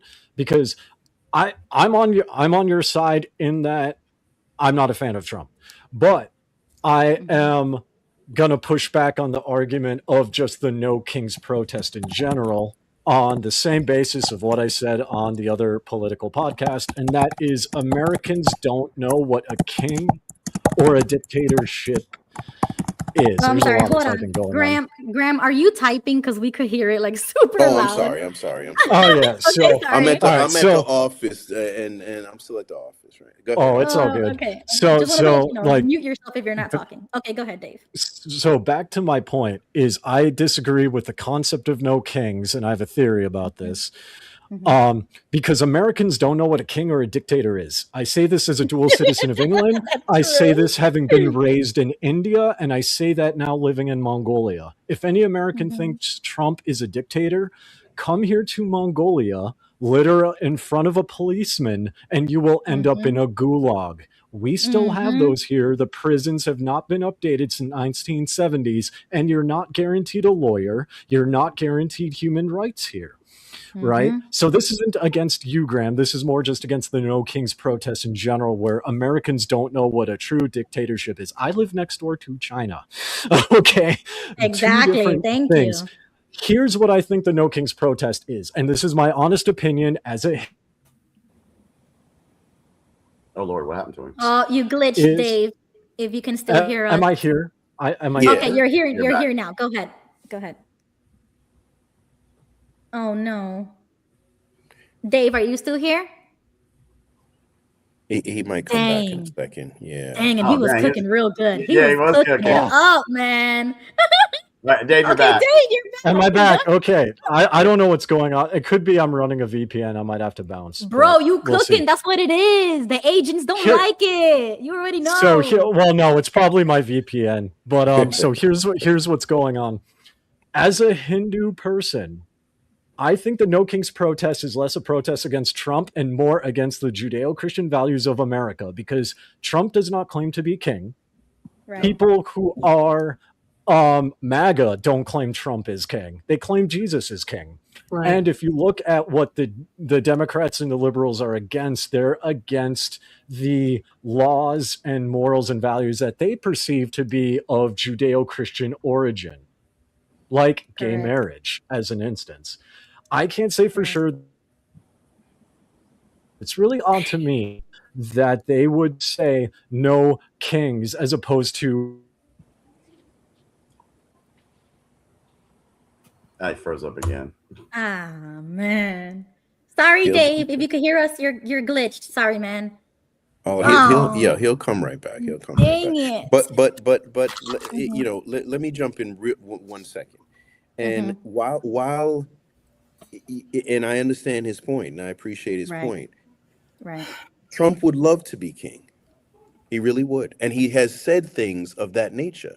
When you could say, I could shoot somebody in the middle of Fifth Avenue and, nothing would happen. and his people would Yeah. still support him. He looks at other leaders, whether it's Kim Jong-un, whether it's people in China, whether it's even Vladimir Putin. He's looked at these people with admiration and has stated he would love to have that type of power. He's created his own ICE, in a sense, even though it did exist, which now he is wheeling that around. And it's obvious that's what he's doing, right? So he can then take advantage of having them at polling places and things like that. It's all a part of a much bigger plan. You know, So all I- these arguments, Graham, like I respect you coming in here and sharing this with us, but they're all AD Pomlin arguments. You know that, right? You're attacking a person's personality and not his actual Policies. behavior, like what he's actually Right. doing and saying for the country. Because saying that, like for the ICE agent things, Barack Obama, every president has used ICE, and there has never been an attack on ICE agents up until Donald Trump was in office. Correct. Thank you, Beau. Correct. Well, Beau, Correct. they weren't running around grabbing people out of the Yes, streets. they were. Yes, Have they you ever were. looked at the Millions, videos? They were 3.2 doing million Try not people to be under rude, Obama. but these are, you can look these things up. These are government records. So They're you on can say YouTube. that- They're on. I will say they're on YouTube. There's a CNN documentary from I think 2018 or 2019 that I was actually watching, and a CNN camera guy is in a vehicle with a bunch of armed men who literally kick down a door and drag the dude out onto the street. They do raids. You can Yeah, even watch it there on was mainstream media coverage actually glorifying ICE for what they were doing under the Obama administration. They were right. There's actual video of that. They were praising ICE for what they were doing. And are you okay with that under Obama? Yeah, if you're illegal, get out of the country. Yeah, exactly. Get out. Like you do. Okay, Graham, I'm just going to ask this question, and you don't have to answer if you don't want to. Do you know how many people Donald Trump has arrested, or you have any idea? Like, have you seen the media when it talks about how many we've taken out? I haven't looked at the total as of late. So, with that being said, do you know the percentile of who's been taken out that was a rapist, a child molester, or was involved in actual serious crimes? Do you know what the percentile is? No, I'd love to know. Okay, it's 74%. Mm-hmm. So that means the millions that have been taken out, 74% of them are child rapists, child murderers, or actual gang members, criminals. They're not just these happy-go-lucky family members. 74%. Yep. Do you think that that's a coincidence that 74% of criminals entered the country just happened to go under one administration? And if like Jimmy said, if you're illegal, you shouldn't be here. Okay. Right. I think maybe what we're seeing is that there are some that have gotten caught up, whether they're in the process. I got a good buddy right now. He's a white gentleman who's married a girl from Africa. They're going through the legal process, but poor girl's scared to death coming outside the house. And so But I look. why would she be scared if she's legal? And No. there's Well, she's going through the process, and if you notice and see how when they do pull people over, the first thing they ask you, are you a citizen? And if you say no, then they have the right to literally take you wherever you need to go. So even in the process, people are terrified. Now, I will say this. Let me say this real quick. There's been a few American citizens that, yes, have got caught up in some of these raids. And that's what the media will tell you. But the media won't tell you what happens when they get back to the station and they do the investigation and find out that this person has legit papers. They are an American citizen and they're let go. You don't hear that. Yeah. Right. Well, And that's and the I'll say difference. this. Oh, go ahead, Dave. Yeah.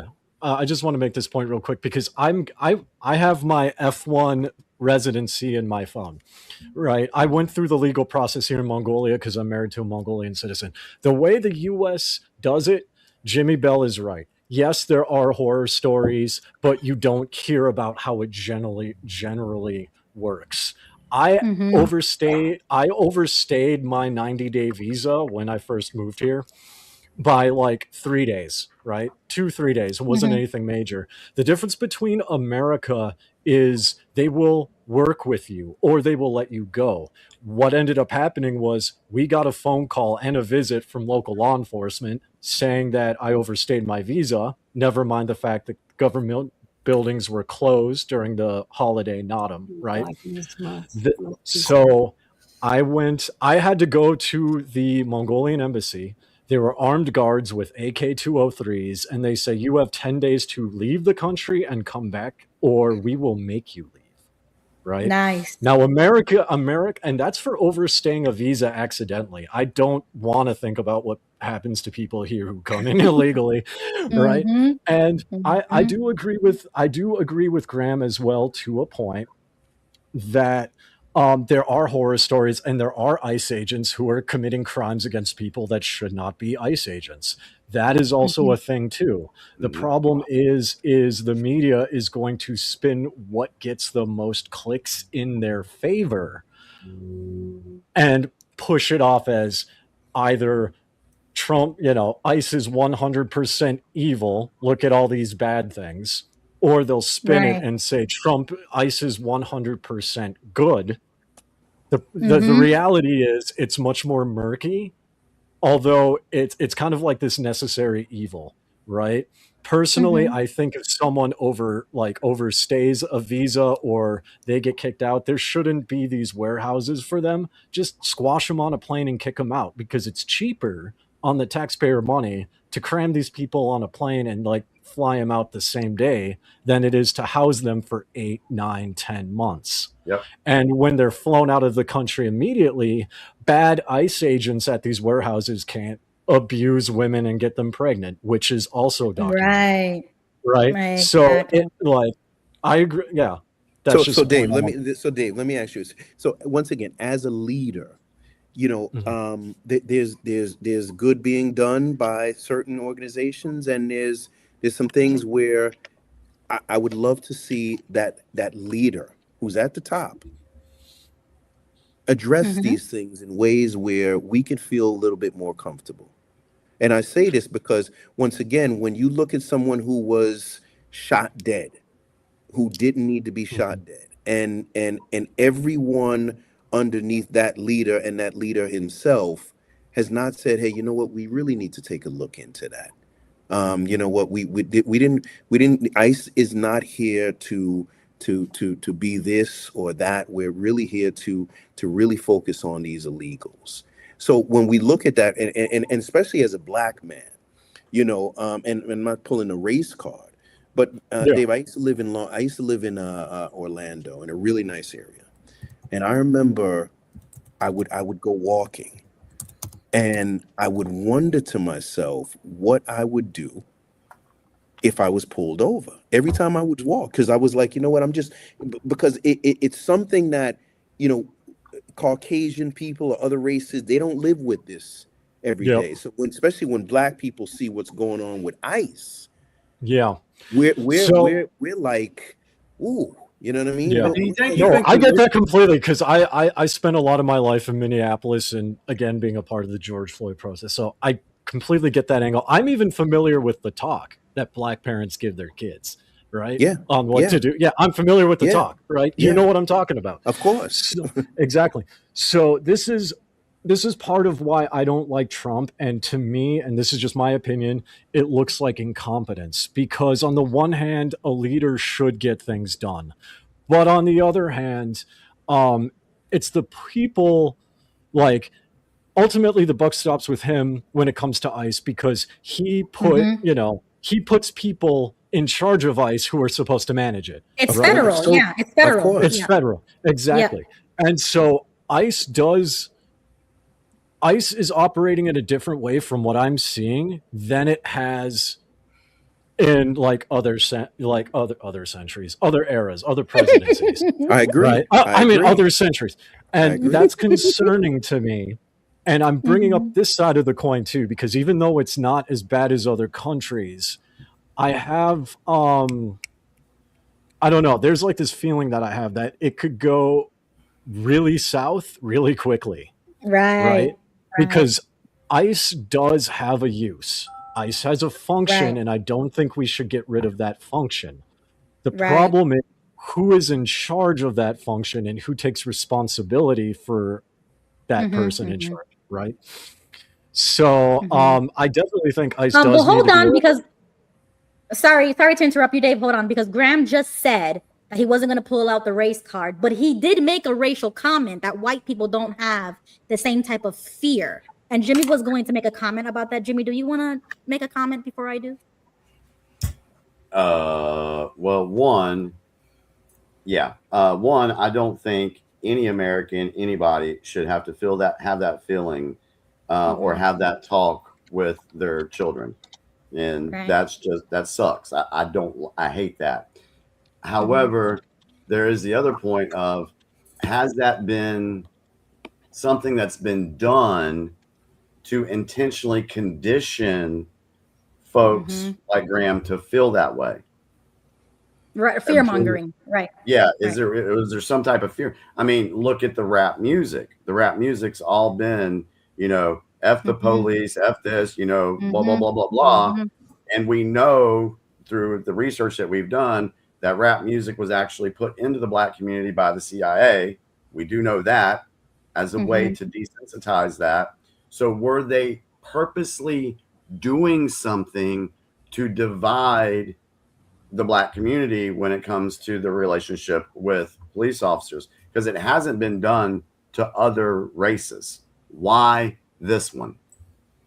That's a great point, Jimmy. And I'll let Graham and Dave come back to their conversation in just a minute, because on another different complete note, that comment about whether like the difference of life between whites and Blacks in America, I do believe that is fear mongering by mainstream media and stuff like that, conditioning people to feel that way. Whereas I would rather, instead of using race, I would rather say that the people who are living in that type of fear are the ones who are breaking the law. So it doesn't matter what race you are, but you will have that fear when you are breaking the law, because it doesn't matter what race you are. If you're a law-abiding citizen, you wouldn't have that fear. But the mainstream media wants to put it as, oh, the Black community is so fearful. And it's like, no, maybe it's because they're actually breaking the law. So I would rather keep race out of it and say what I just said. Anybody can jump. Go ahead. Yeah, I would too, because you have the ones out there saying, oh, well, this certain community doesn't know how to use a computer, or this certain community doesn't know how to get their birth certificate. When there's people in those communities like, yeah, I know how to use a computer. Yeah, but they don't talk about those things, So that's just, it's like a pick and choose thing of pick and choose of outrage. It's just ignorant. It's ignorance. It's ignorance to put a race towards a certain type of, even though it may be true. Like I'm not saying it's not true. All I'm saying is, if you truly don't want to use the race card, then I wouldn't even say white or Black. Well, I think I was kind of talking about why I'm not a big fan of the ICE tactic, especially, with the Christy Gnomes and, standing in front of foreign jails and taking pictures, dressed up, like some clown, and it just, and then once again, as so I wasn't committing a crime when I was walking in my neighborhood. You know what I mean? And but having that fear, even when I drive, I have that fear of getting pulled over. Can I say something just real quick? I just want to, when you guys continue this thing, you do know that 45% of ICE agents are not white. That's almost, it's pretty close to 50%. That too. Well, yeah. I've seen plenty, over the last few days in some of the airports that I think that, they're doing great job staging. But the ones that we've seen grabbing folks up and being does anybody know, like, Border Patrol or ICE agents by any chance? I don't know any. I don't. Because I do. Yeah. Nice. Oh, that's cool. Oh, dang. You know what? I want to address something real quick from the comments. JG said racism, sexism, ageism. It's a real thing. We don't live in a fair and equal world. All those things, racism, that is something that has been engineered. It's been put on the people. Yeah. Sexism, same thing. Ageism, same things. These are things that have been perpetrated and put onto the people to divide us. That's what it is. Because I would say that out of this panel and out of the people on this live chat, that we probably agree on about 80% of things that should happen in our world. One being that we should have a fair and equal world. Yeah. All right. Yeah. So there's about 80%. So what we have to look at is like, okay, what are we divided on? What do we not agree with? Are we able to agree to disagree about this certain subject because we agree on a better life for everyone? I don't want a black kid to have a talk about the police. That should never happen. Yeah. But the question is, why did it happen? Why is it a thing? That's what we got to find out. And you can't say, no one can say, oh, that's Trump's fault, because it's been going on for decades. So who pulled that trigger to start putting that on the people? Yeah, who engineered it, and why did they engineer it? Thank you, Beau. Yeah, and I agree, Jimmy. We're probably even a little bit higher than the 85. Could be, that you say. I think we're probably maybe around the 90s. That if we all really just want to see us do well, take care of our families, focus on health and being able to see our neighbors do well. I think we're closer to that, and rational people would believe that. And I think that I do, but I do see some serious division from, I hate to say, some of these leaders that. Well, you got to remember. Sorry, Graham. You got to remember that a lot of the division that we are seeing from our leaders is, like Beau said, it's engineered, it's organized, it's been designed to keep us divided and for them to be able to maintain control. Because again, we have that old saying, divided we all, was it? Come on, somebody help me United out. we stand, United we stand. United we stand, divided we fall. It starts getting late, and I've had a long day at work. Sometimes I was going to say, how did I in Mongolia get faster than you in America? Come on, dude. So I said it. I thought Genghis Khan was the one that famously I don't know did who that, said and then it. he did Somebody the whole find out who said arrows it. breaking thing. Sorry, but hold on. Did you guys, Jimmy? Go ahead, because I'm gonna go to a comment. Go ahead, Jimmy. Yeah, and then we need to switch gears on something. Let's get last thoughts on this. So, Graham, I for me personally, I don't care if someone despises Trump. I don't care. It does not bother me. It doesn't offend me, because that is a personal opinion that someone has. But what I will do is I will push back on things that the mainstream media has led people to believe something that was legit that it wasn't real. It was fake, phony, and false. For example, the impeachment, the Russian collusion thing. Oh, they were on that stuff for years, but come to find out, Trump had nothing to do with it. And that's been, it was really a hoax. It was a hoax. So when we look at who the biggest culprit of creating division in our society is, it is the mainstream media, the propaganda machines that are all over the internet. That's the main problem we have. It's not Trump. It's not ICE. It's these people wanting to divide us. Because if we want to look back, I've got some stuff here. It's going to take me like a minute to go through, if that's okay, Ruby. If that's okay. But, can I go ahead? Yeah, go ahead. Okay. So, a lot of people say, oh, well, Trump hasn't done this, or he's betrayed me, or whatever. Well, let's look at a few things. Some people are mad about the gas prices and the cost of living and saying Trump sold them out. I get it. Everything still feels expensive. But you need to understand how an economy actually works. This isn't a light switch. It's a cargo ship. It takes time to turn. What Trump inherited in 2025, he did not inherit cheap prices. He inherited high prices locked into the system from 2021 to 2024 inflation. When Biden took office, inflation was at 1.2%. Gas was at $2.39. Prices are overall much lower. When Trump took office, mind you, this is in 4 years, prices already 20% higher than 2021. Gas had hit $5 during Biden's years. Food up 20 to 25%. Real wages had fallen. Saving rates dropped. This is important to know. Even when inflation drops, prices don't go back down. They just stop rising as fast. So in the Biden years from 2021 to 2025, what actually caused the pain people feel now?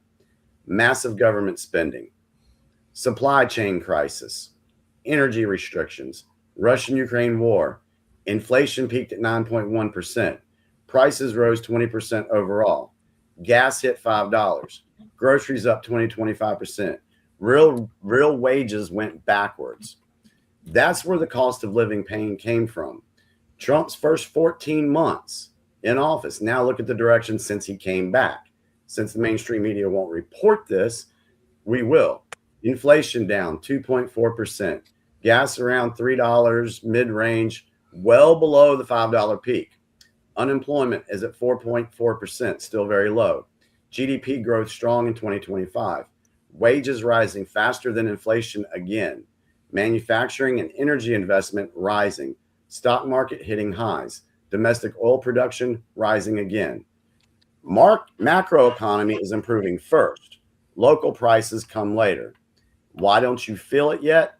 This is the part people don't understand. Stores are locked into supply contracts. Rent adjusts slowly. Wages adjust slowly. State taxes and regulations affect local prices. Global events affect oil prices. Food prices lag inflation by 12 to 24 months. Inflation goes down first, then wages rise, then prices stabilize, then people feel relief. So we're currently in stage 1 and 2, not stage 4. Bottom line, Trump didn't betray anyone. He inherited high gas prices, global instability, inflation damage already done. And what's he done so far? Brought inflation way down, increased energy production, kept unemployment low, growing the economy, and real wages are rising again. Economies take years to fix, not months. But the direction right now is very clearly up, not down. Facts over feelings.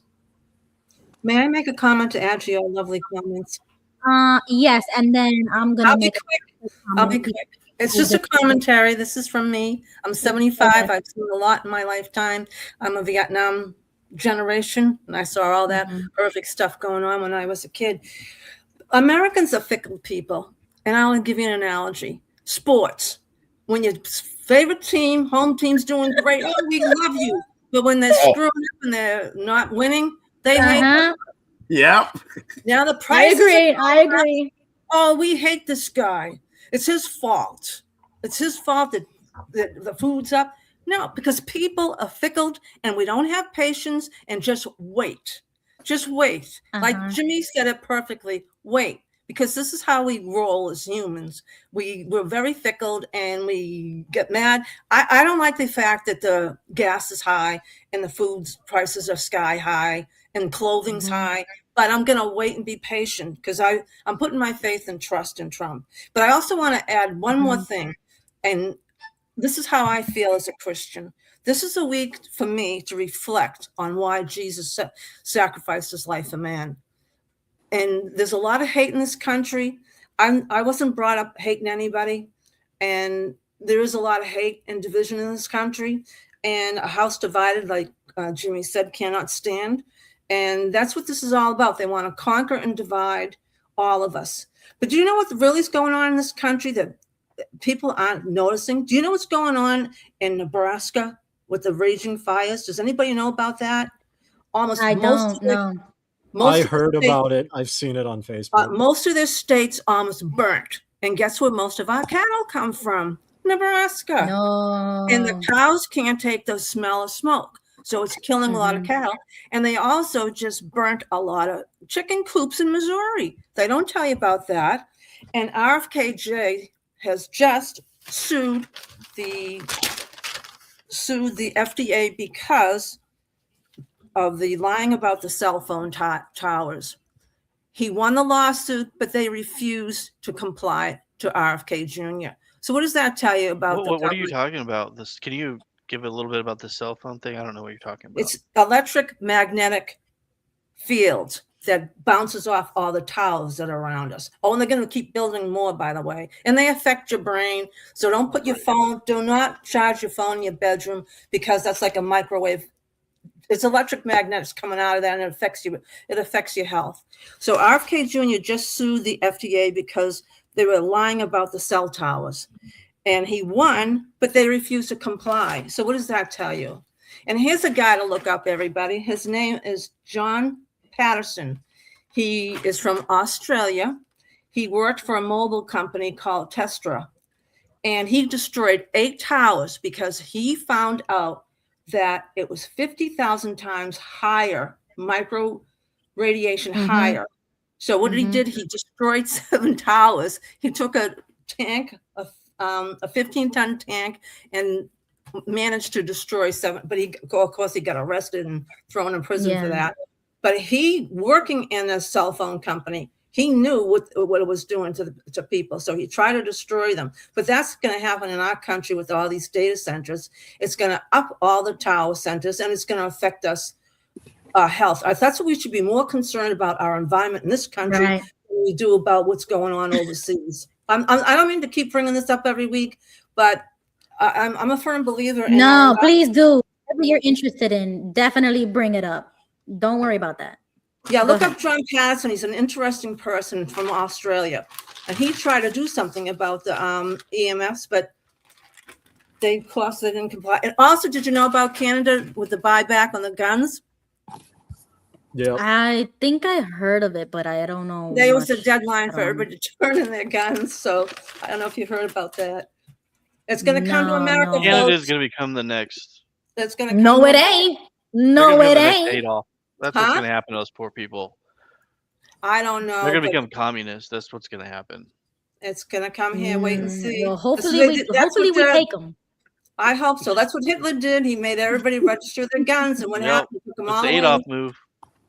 He It's took the them Adolf all move, away. and it's the Axis power move right there. Yeah. You can Really watch quickly.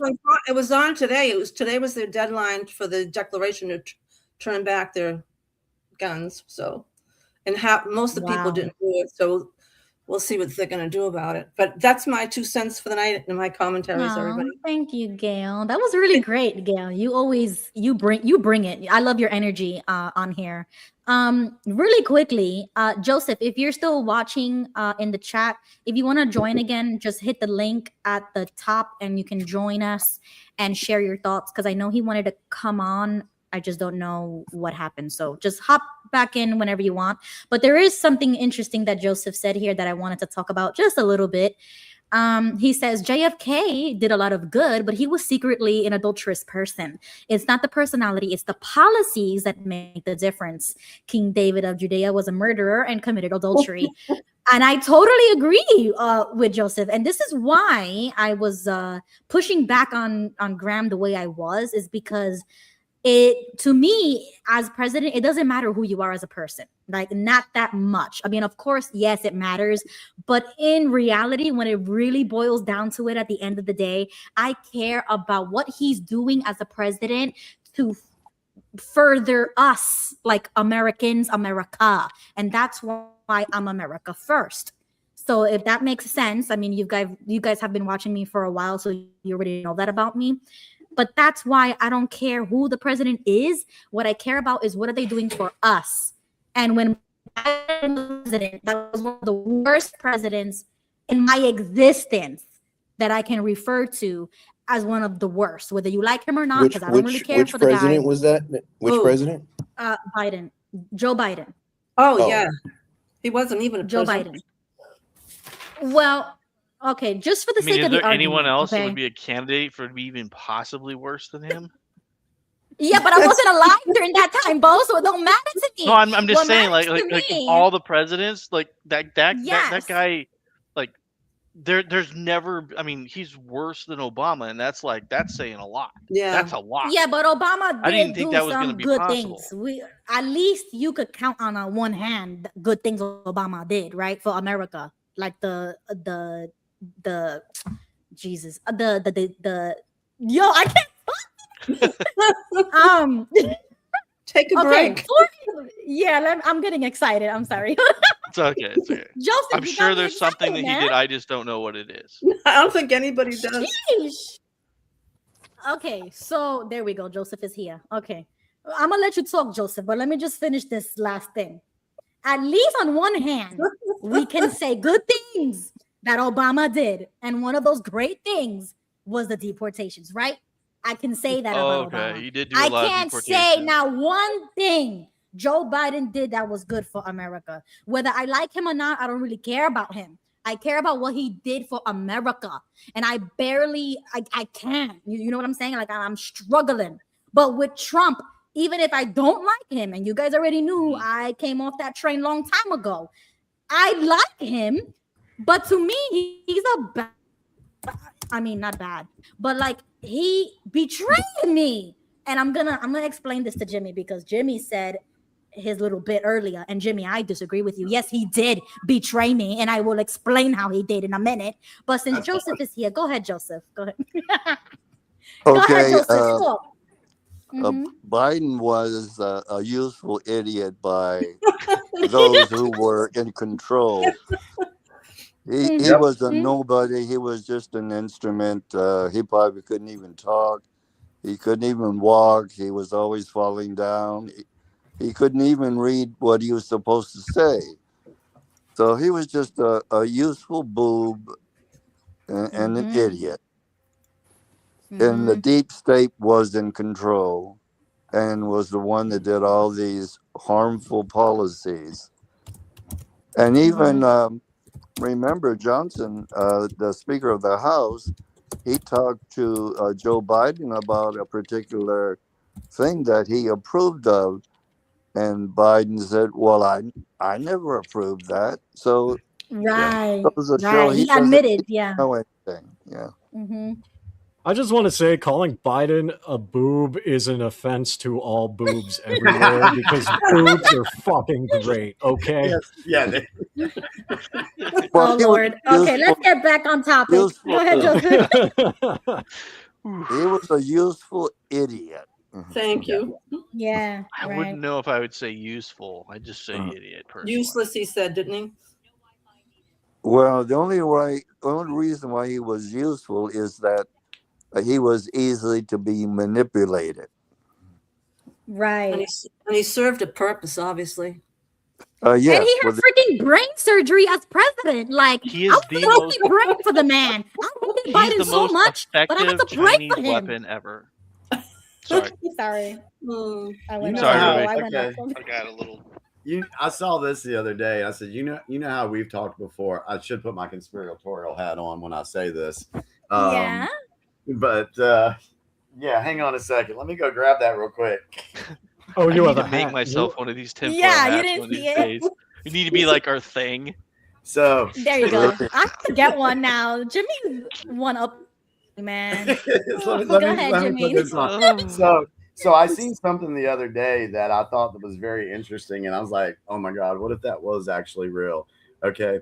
So you know how we've talked about this being a scripted movie and everything, right? And everything has everybody has their role to play. Somebody put out there and said, what if, okay, I'm not ascribing to this, or just what if Biden was a white hat MAGA operative? Shut up. No. Hold on. Shut up. No. That's why I'm wearing the hat. So, That's a hard one. so I know it is. But look go at ahead. look at what he did, the things that he did that woke up a lot of people. I heard that, Jimmy. You're right. I heard that same thing. So let me pull that off now. Woke up people in what way, Jimmy? Because they were sick of what happened to everything. Yeah, to see the they were fact pissed that off. Yeah. yeah, that the borders were wide freaking open, that gas prices were $5-6, and that's only because somebody mentioned it earlier. I think it was Lisa in the chat. We got to look at the state taxes on gas. A lot of times, the states will control what your gas prices are, not a president. Right. So there's that. So who's running your states? Is it a Democratic? So people started seeing that. People started seeing the corruption with the elections. They started seeing corruption in our judicial system. So so many people, and I can attest that, yeah, I woke up in 2020 to the political stuff, but I'm gonna tell you, there's a lot of people that I know personally that woke up during the Biden administration.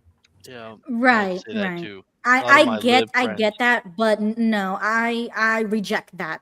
It would be crazy. 1000%. It would be crazy. I'm just saying. Nah. Well, I think that all of that was done on purpose. I have an issue with that in the sense that I've been hearing that they let Biden do this for 4 years, and MAGA didn't do anything, and it was to make the people wake up. But that means that they went along with all the killings that all these illegals did and stole money from the government. So they were complicit with it. I can see that. I Right. can see that stance. I can see Well, that. that's me putting on the tinfoil hat. Yeah, I can see that, Joseph. Joseph, that's what I'm talking about. You Well, need to tell me all this stuff happened. Nah. Sorry, You're Joseph. glitching, Ruby. You were glitching, Ruby. Well, Am it I makes you think. It makes you want to put on that tinfoil hat and think like Alex Jones. Think of all the little scenarios and conspiracy theories, because it does make you wonder why things were permitted to last 4 years, and innocent people were being killed, and nothing was done about it. So are we all being played, and we are like the foot soldiers right here at the Yes. Yeah. Yes. Yep. Yes. We agree on that. Yeah. Yep. The whole team's together now. Unbelievable. But hold on, because Jimmy said that Trump, he read that post. Sorry, Jimmy, I gotta disagree with you and the post. Trump definitely betrayed people like me, American voters who are anti-Israel. And we did speak about this earlier, I think in season 1. And Trump signed into law, I think it was the anti-Semitic bill. And Jimmy, you know very well how I feel about this, and we already had an episode about that. That right there is a prime example of how Trump betrayed America. So if anybody wants a talking point, take mine, because that's the one that I will never forgive Trump for. That is anti-American. Okay, let's if you don't mind, Ruby. You what, Joseph? You just have to say his son-in-law, Jerry Kushner, and that tells you a lot. Yeah, but last week about Jared. but no, it don't. I don't think that matters, to be honest, because that has nothing to do with him, and yet he did it anyways, and that's why I think he's in bed with Israel. But I digress. Go ahead, Jimmy. So I've got you remember the lady that we watched from the Promethean, the older lady that gave a really good summation of stuff. Let me. I think so. This is kind of along the lines of what you're talking about. Let me go share screen real quick and let's listen to her, what she says on this topic, and then we can discuss. Nothing that anybody says can change the fact that it is anti-constitutional. It's against the Constitution. We got freedom of speech. What you talking about that we can't be anti-Semitic or talk about Israel? There's nothing that anybody can say. I agree. This is why I don't like Trump. Like, let's Okay. stop with it already. Stop. So do you want to see this or not? Do you not want to see it? Go ahead, because you're gonna show it to me anyway. Go ahead. Share your screen. Go ahead. Go ahead. Let's see what she already has. talked about this, and it's like nobody talks about that. Like, that's exactly what Trump is doing. And Thomas Macy was the only other politician that was talking about this, and then he craps on Macy. What are you talking about? It's insane. They're in the same party. So when you really talk to somebody who's passionate about these things, this is what I'm talking about. He is not America first. I don't know what Trump is, but he is not America first. And he ain't Christian, okay? So you can stop with that bull crap or Judeo-Christianity. That doesn't exist. That's an oxymoron. That does not exist. You've got a strong point on both of those right there, Ruby, because what's going on right now with Israel is it's almost mind-boggling, to be honest with you.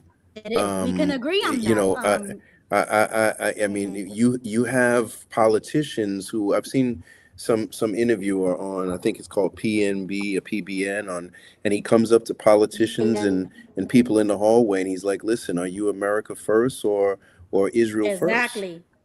And Thank you. And they're not even answering, and soldiers too. They're in the hallways of the White House, and he's asking them, "Are you America first or Israel first?"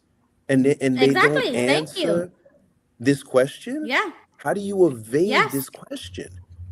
Exactly. We can agree on that. Yeah. I totally agree with Ruby on our stance on the government of Israel and what they've done. We totally agree on that. Now, the way Trump is handling them, we have different views on that. This is why I said earlier, this panel doesn't agree on everything. So, but I wanted to play this lady usually has a pretty cool head about things. Let me play her. Oh yeah, she's good. I've seen her. She's good. And then let's discuss what she says.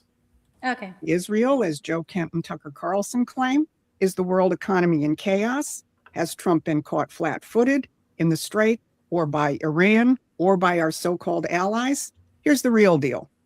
Donald Trump laid it all out last December in his national security strategy, and he is executing that policy with absolute precision. Trump blasted Israel for bombing the South Pars gas field in Iran, which triggered Iranian retaliation against Qatar's LNG facility. He then threatens Iran against further retaliation, but he stresses, "I do not want to authorize this level of violence and destruction because of the long-term implications that it'll have on the future of Iran." Both Israel and Iran, in the same post, on notice, stop attacking energy infrastructure. That is not standard American presidential behavior. That is a president whose interests don't align with either party in that conflict. Now ask yourself, who benefits from disruption of oil supplies in the Middle East? This has been the fulcrum of Britain's great game for more than a century. Use a volatile Mideast and its vast oil supply as a point of economic blackmail.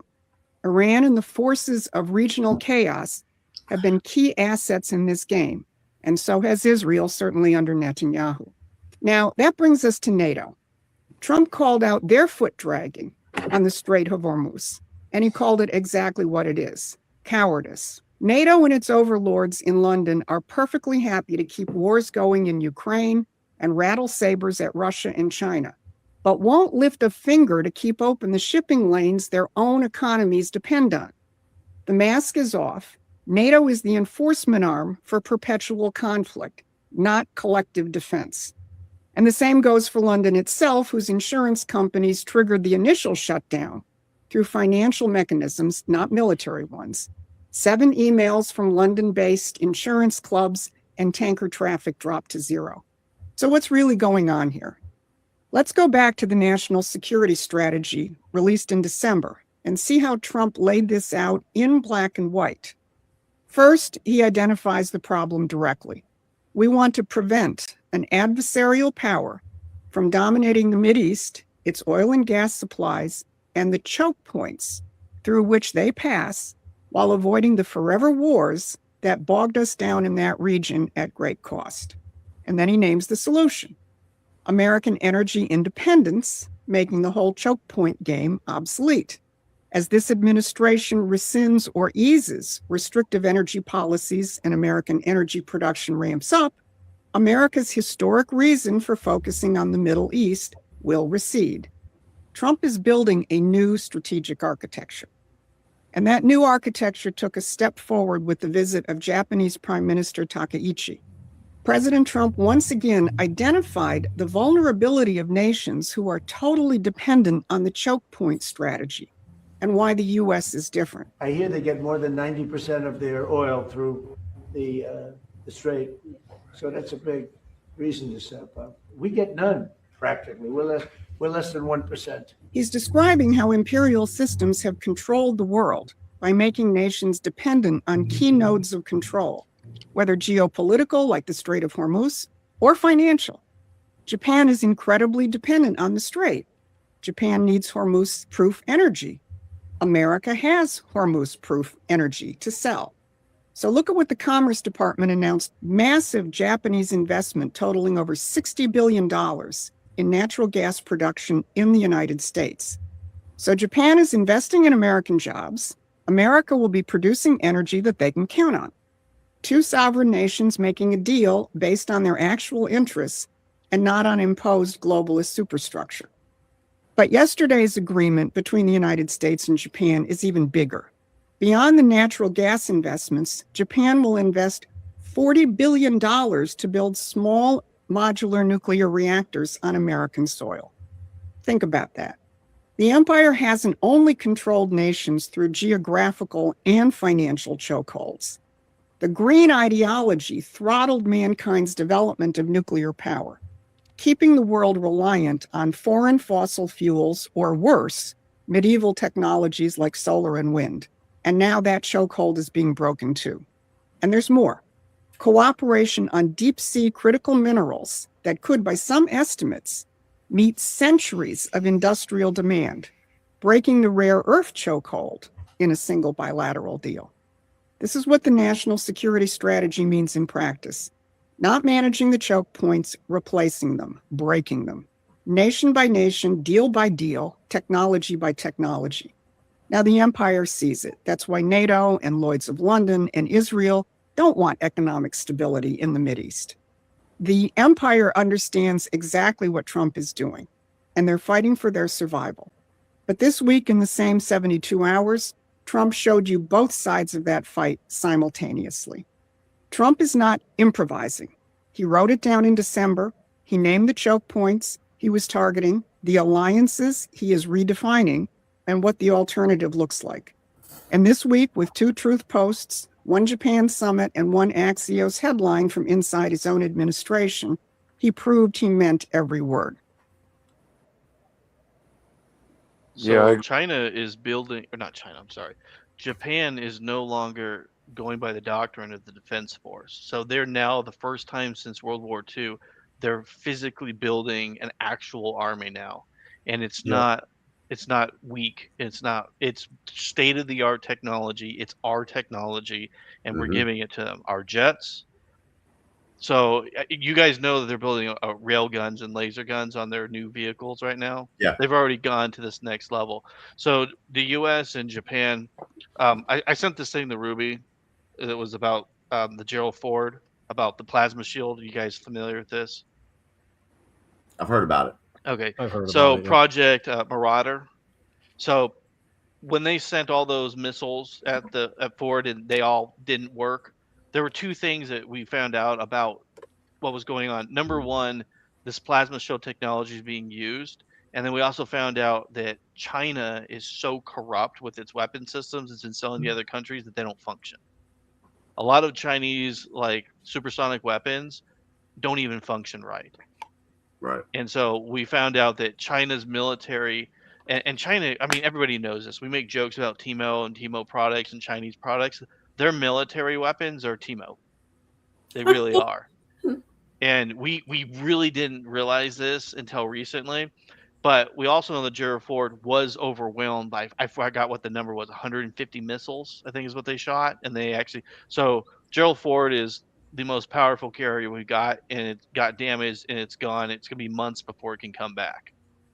But what I want to point out is they did shoot, what was it? I forgot, 52 missiles, 52 Chinese missiles at one carrier. Not a single one made it. And most of them were taken out by an unknown weapon system, which is called Project Marauder. So and it's not a laser. I mean, at first it sounds like it is, but it uses plasma-based technology. This is a whole next level. And then the next thing is China, or not China, but Japan is using railguns now. So their new destroyers are using railguns. And this is like, I mean, this is some really incredibly advanced technology. and I don't think.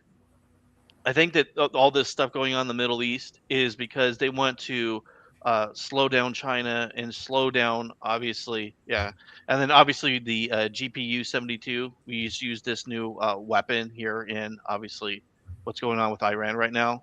So my personal opinion, what is happening here, is that China and Russia have been colluding together to take Taiwan and do all this other stuff, and we know it's going to happen, right?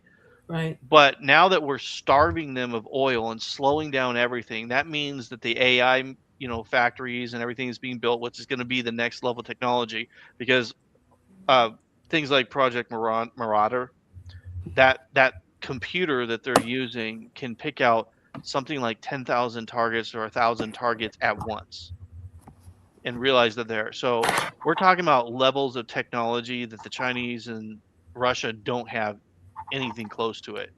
And I think that they're trying to starve them of gasoline so that we can get more advanced, so we have this huge advantage, because China is going to come after us with numbers. Yeah, their stuff is shitty. I'm not going to lie and say it's not.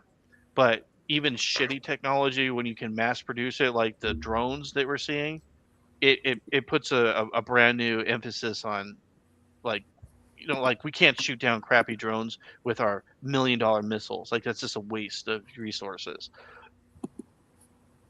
Well, that's how Russia beat Germany in the 40s, because, I mean, Operation Barbarossa, it caught them flat-footed. And then Russia used everything from pickup trucks to wooden planes and just beat the shit out of them. And they just overran them with the numbers. And at the end of the day, like both the Luftwaffe as well as the Panzer Corps, Germany had high-tech tanks, but only had a few of them. But Russia's like T-51 tanks, excuse me, they were producing like 600 to 1,000 a day, and they're garbage tanks. But I mean, they were just able to like keep smacking them to the point where they just couldn't replace it fast enough. Yeah, one Tiger. There's a record of one Tiger destroying 52 tanks by itself. Yeah, and then subsequently getting blown up by like the other 286. Well, no. This particular event that I'm talking about, that tank actually survived the entire. Yeah. It pulled back the whole regiment. It killed all. Oh yeah, no, I was just more making a joke, because like typically speaking, like you have those stories, but at the end of the day, Russia's still steamrolled them. Yeah, and So just to circle back, yeah, Jimmy, go ahead, because I was gonna circle back because you showed that clip in response to my objection. Yeah, and I was gonna. That's what. And it was right at the. That's what I wanted to address real quick, since before we got off on that. But great stuff, guys, because not only is there a military aspect to this and weapons and all that, but there's also a financial aspect to this, and all about Aussie. I think around about Aussie said something. Where was it, real quick? Yeah, Aussie. Yeah, it said, yep, the UK and Lloyd's are done. So that's talking about Lloyd's of London. So there is an economic impact to this that is completely trapping the globalist. It's a great thing to be happening. But in response to the video, where Trump actually criticized and called out Israel for doing what they were doing, blowing up the gas fields, because Trump did not want to go in and destroy the infrastructure of Iran. He wanted to keep that in place so that the people of Iran could use that stuff whenever they decided to go ahead and take back their country. So he blasted Israel for doing that. And that's just Israel's way of keeping this thing going and harming people. So to say that Trump is completely aligned with Israel, I can see why people say that. I can see why people feel that way. But for me, I still go with the whole art of war thing. Keep your friends close, but your enemies closer. And that's why I believe that we're going to see a drastic turn from the Trump administration against the government of Israel. I do believe. Well, I think obviously he's having the State of the Union tomorrow. I think that will be another one. Who? Trump is having some sort of State of the Union tomorrow, or some sort of speech tomorrow. Okay, it might be some speech. Is that Yeah, I not? think he's in the State of addressing the Union? nation or something. Yeah, he's addressing the nation. Oh, tomorrow. is he addressing the nation tomorrow? Yeah. So I I didn't know think, about that. Yeah. yeah, he is. Let So me I look. think that will be a great revelation because in many Mhm. ways he's stuck in a lot of ways, and Mhm. he has to get off this off ramp because Mhm. Israel will drag us Mhm. into this Mhm. madness. And I agree. I agree with that, Graham. I do agree with that because Yeah. Israel is going to try to keep this going, Yeah. and like the lady said, the clip we watched, Trump had a specific plan to go in there. He had certain objectives that he wanted Yeah. to do, Yeah. and for the most part, he has accomplished those. Did you hear him say that today? He said he was probably only going to be. We're probably only going to be there another 2 to 3 weeks. Oh yeah. Yeah. This is one of the reasons why Ruby and we haven't talked about the Iran thing this month. Not yet, right? Not yet. Yeah, not yet. But we haven't talked about it as it's been going on. Yeah. And here's the reason why is because instead of going out there on record saying something we didn't know about, we're just letting it play out and we're watching it. We're still paying attention, but we're drawing our own opinions and letting us see how it plays out. And then report on what we saw. Right, but I have to push back on you, Jimmy. Sorry, because regardless of, I think both things are true. Yes, but that still doesn't change the fact that even though Trump said what he said on paper, he has already passed bills into law that are against our Constitution and our First Amendment of freedom of speech when it came to the anti-Semitic laws. So I don't care if he denounced Israel verbally. What he did already proved to me that he is not for me as an American, because that violates our First Amendment, that bill. So that bill, okay, so let's put a pin in that because I want to go see this bill you're referring to. Because I have not known Trump to actually purposely do anything that is unconstitutional. But we did this live, Jimmy. We did this in season 1. I brought it up. We did this live. I shared my screen. We talked about the anti-Semitic law, and we did agree on that point. But that was the episode that I was explaining to everybody why I was no longer MAGA, why I jumped off the train, I pulled my support. I want to go ahead and read that again because it's been a while since I want to see what the actual language of it was on college campuses. That on college campuses you cannot make derogatory statements or whatever against Jews. And I said in response, I don't care where you are. If you are in the United States of America, you could say whatever the hell you want about any race or group of people because we have freedom of speech and there is no such thing as hate speech laws. And we discussed this in season 1. So I just want to remind everybody that despite whatever you think it is that Trump is doing, I understand why we are allies with it. I get it. But that doesn't mean you as a president sign anti-Semitic laws into our country, our laws, because you're trying to pacify the Jews. Okay, that's when you single out one group in this country and say, okay, this group of people has more privileges. You can't talk bad about the Jews on college campuses or else you get kicked out or suspended.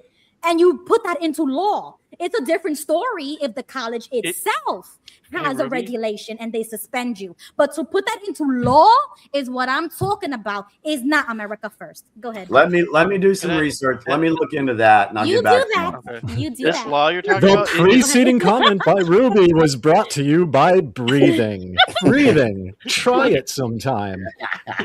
No, So this law that was passed. Does Go it ahead. say that you can't say anything about Jews, or does it say you can't threaten to harm them?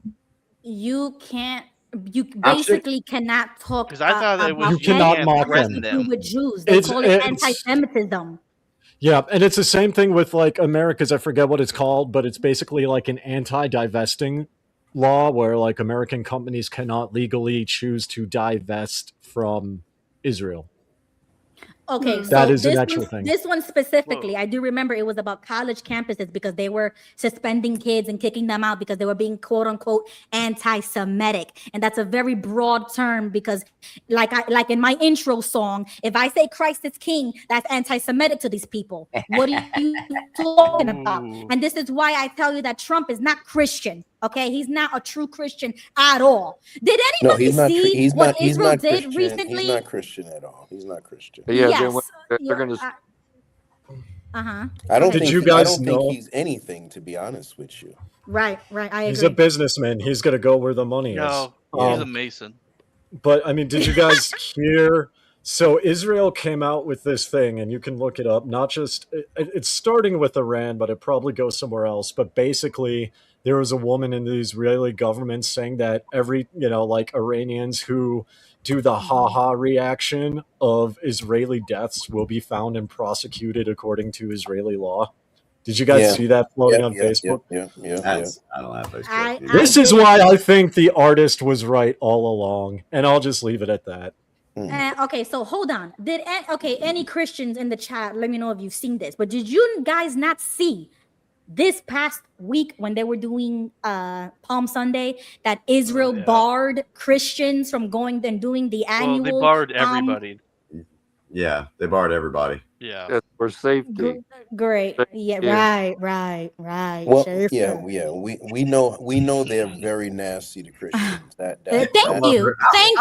Ruby. And as a Christian nation, let's remember, everybody, as a Christian nation, why are we allies with a country that treats Christians like this?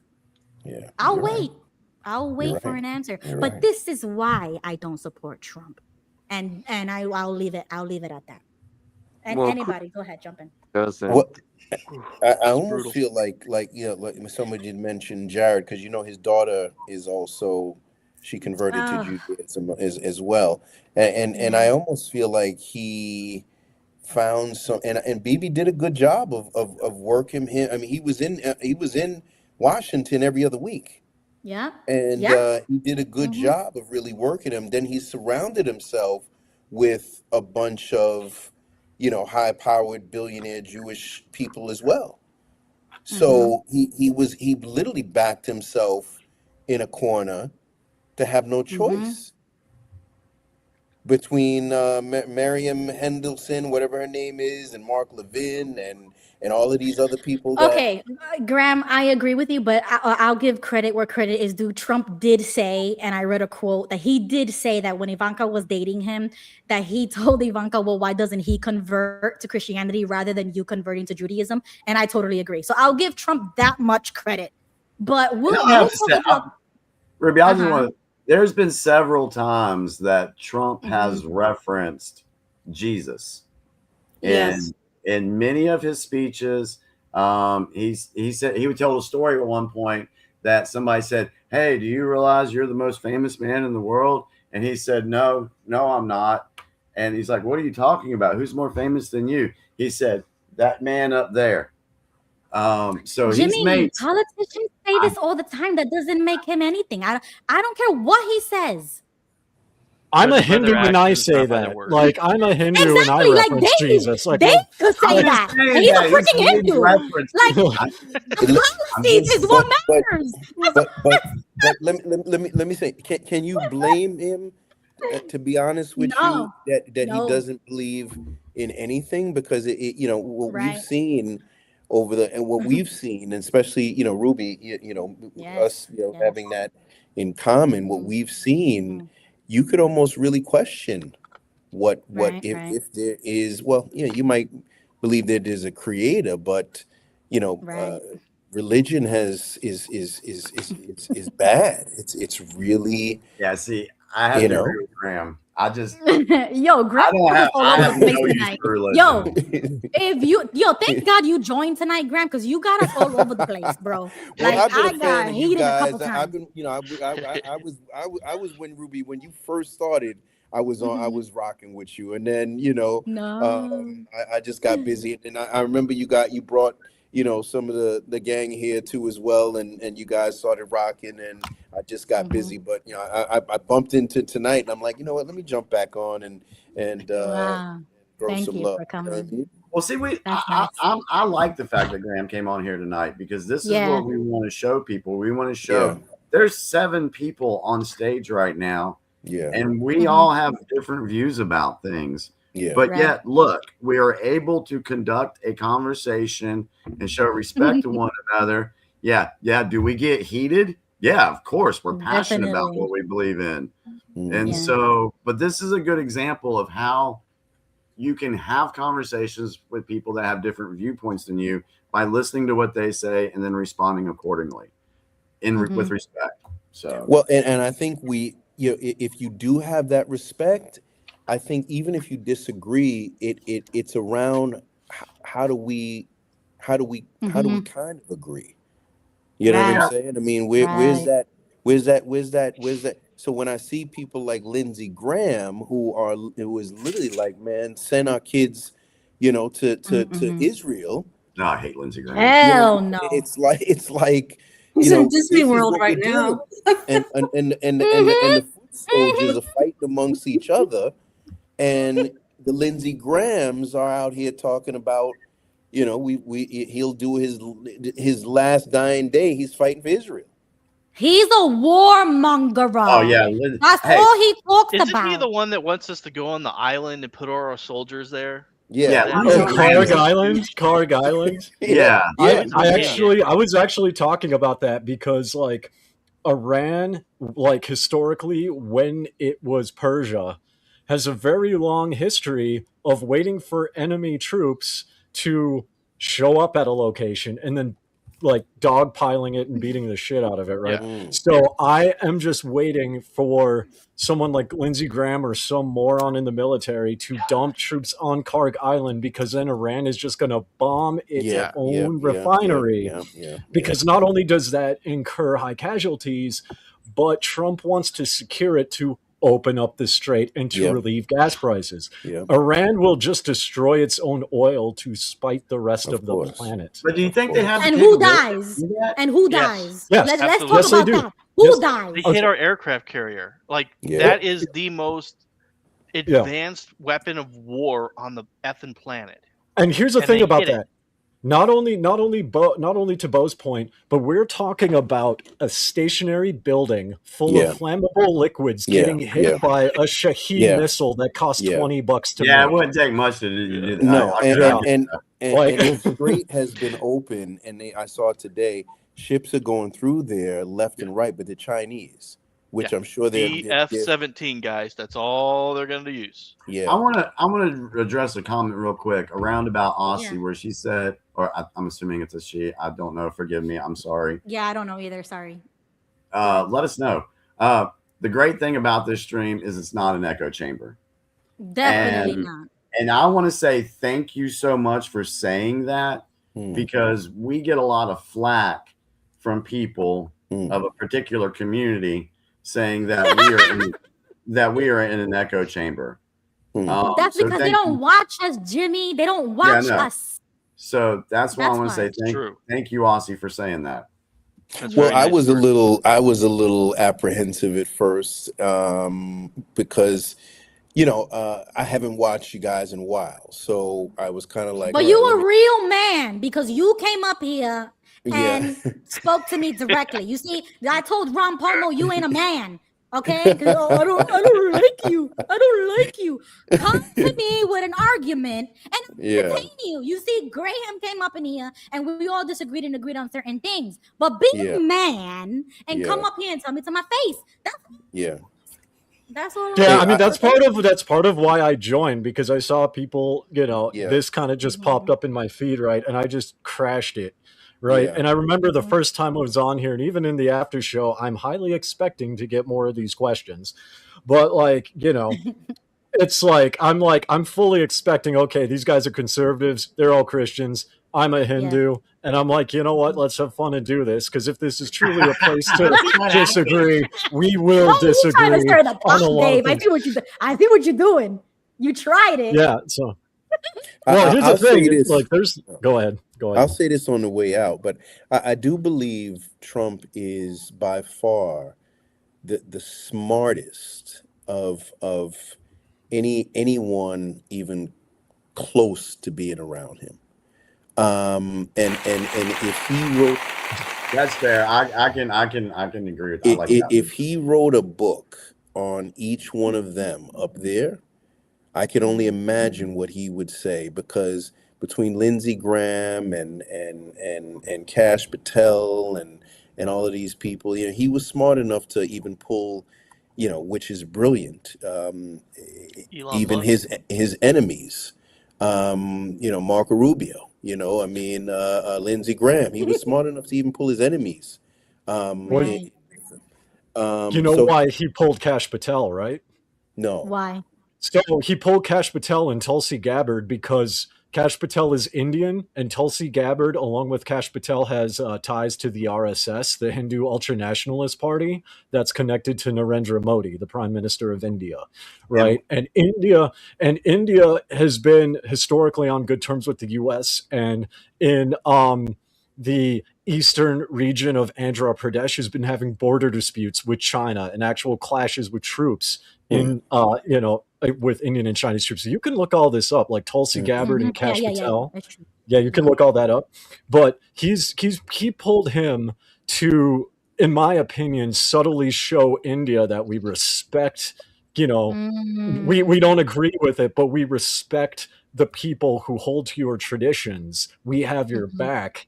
So that way, in the hypothetical scenario of China and the US going to war, India would get involved, and Russia is India's closest ally. If you look at their interactions historically, whenever India has gone to war, Russia has stayed out of it. Like with Operation Sindoor in Pakistan, Russia stayed out of it 100%. Do you think So they're Russia banking on that. would choose India over China?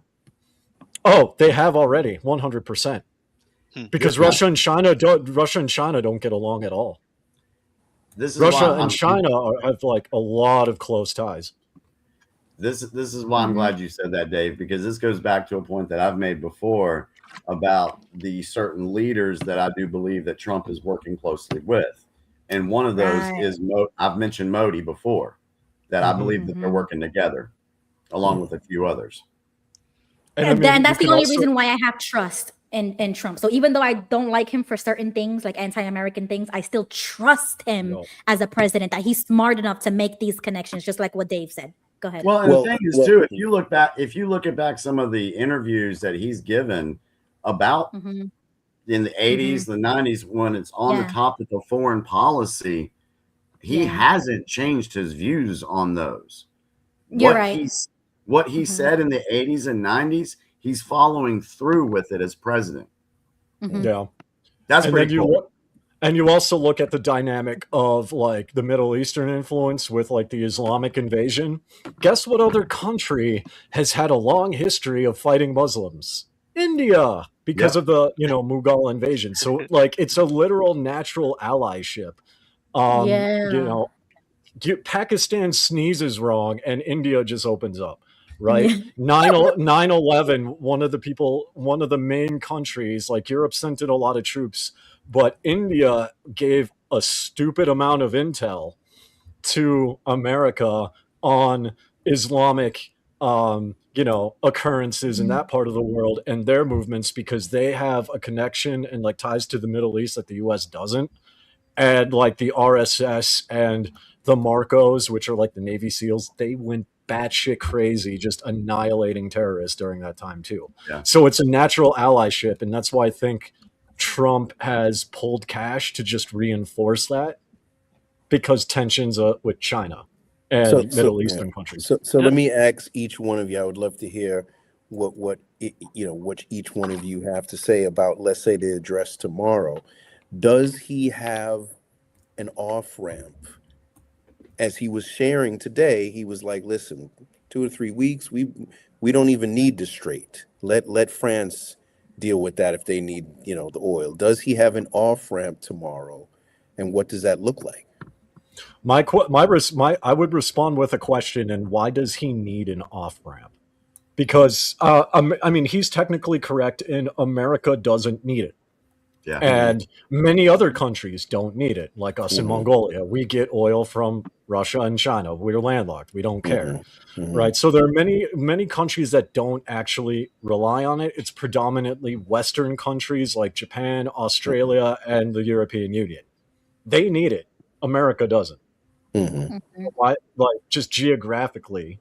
Well, why would it need an and when we mean by the off ramp from the Jews, not so much from the Strait, but how does he distance himself or get away? Because if he does walk away, the Israel is left pretty much to fend for themselves in many ways. So go ahead, Dave. I was going to say, let me tailor that then. I don't know if there is one in this case because, like, America's a Christian nation, and this has been beat over my head ever since I was a child. America supports Israel because the Bible says that those who curse Israel will be cursed, and those who bless. Right. So that's like, I've heard that in so many churches, right? And so the people, like, I know a lot of people who voted for him with that mentality, right? And so if he does do that, I think he'll lose a lot of his support base, and then that could hamper what he's trying to do. So he might be stuck, maybe. Well, if you would actually look, if you're talking about in a religious sense, you could say the God of the Bible, what did he actually say about who his people really are? Exactly. And you'll find that in Isaiah chapter 10, verse 10. That's all I'm going to say. No, and that's fair. I'm just telling what I've heard in my experience living in America, because there's a lot of that Bible. Right. That's the stuff going on. misconception with these conservative Christians, which is why I backed away from that completely. And honestly, if Trump was serious about that, he would disregard those types of supporters that are just deceived or ignorant. I don't know what it is, but he would gain more people like me. He would gain Gen Z, and I don't know. I think I'm a millennial, but I don't know. But he would gain more young people. Well, is a secular nation. They don't have a temple. That's true. They haven't been slaughtering animals in over 2,000 years. And not only that, the Jewish people who are in Israel can't even trace their DNA back to the original Hebrews. Preach, Joseph. Like, wow, thank you for saying that, because that's the truth. They come from a place in what we now call Ukraine. Yeah, Khazaria. Oh, they're Ashkenazi or whatever it's called. Yeah. Ruby, can we? Jews. We've talked about the military aspect, the Israeli aspect. I do have a clip from, I got to find out this woman's name, on the financial aspect of this whole thing. And it kind of touches bases with what Roundabout Aussie said a second ago about Lloyd's was done. Would you like me to share that? What time is it? 11:52. Sure. Lloyd's Bank. Yeah. So let's for those that don't know, let me hit my screen here. Where's share screen at? Are you guys on particularly on Tuesdays at 9 p.m. Eastern? Okay. Every Tuesday. Unless we have do one this more. Crazy stuff. All right. So let me I hope this is the one I'm looking for. So the U.S. engagement with Iran is not exactly playing out as the globalists expected.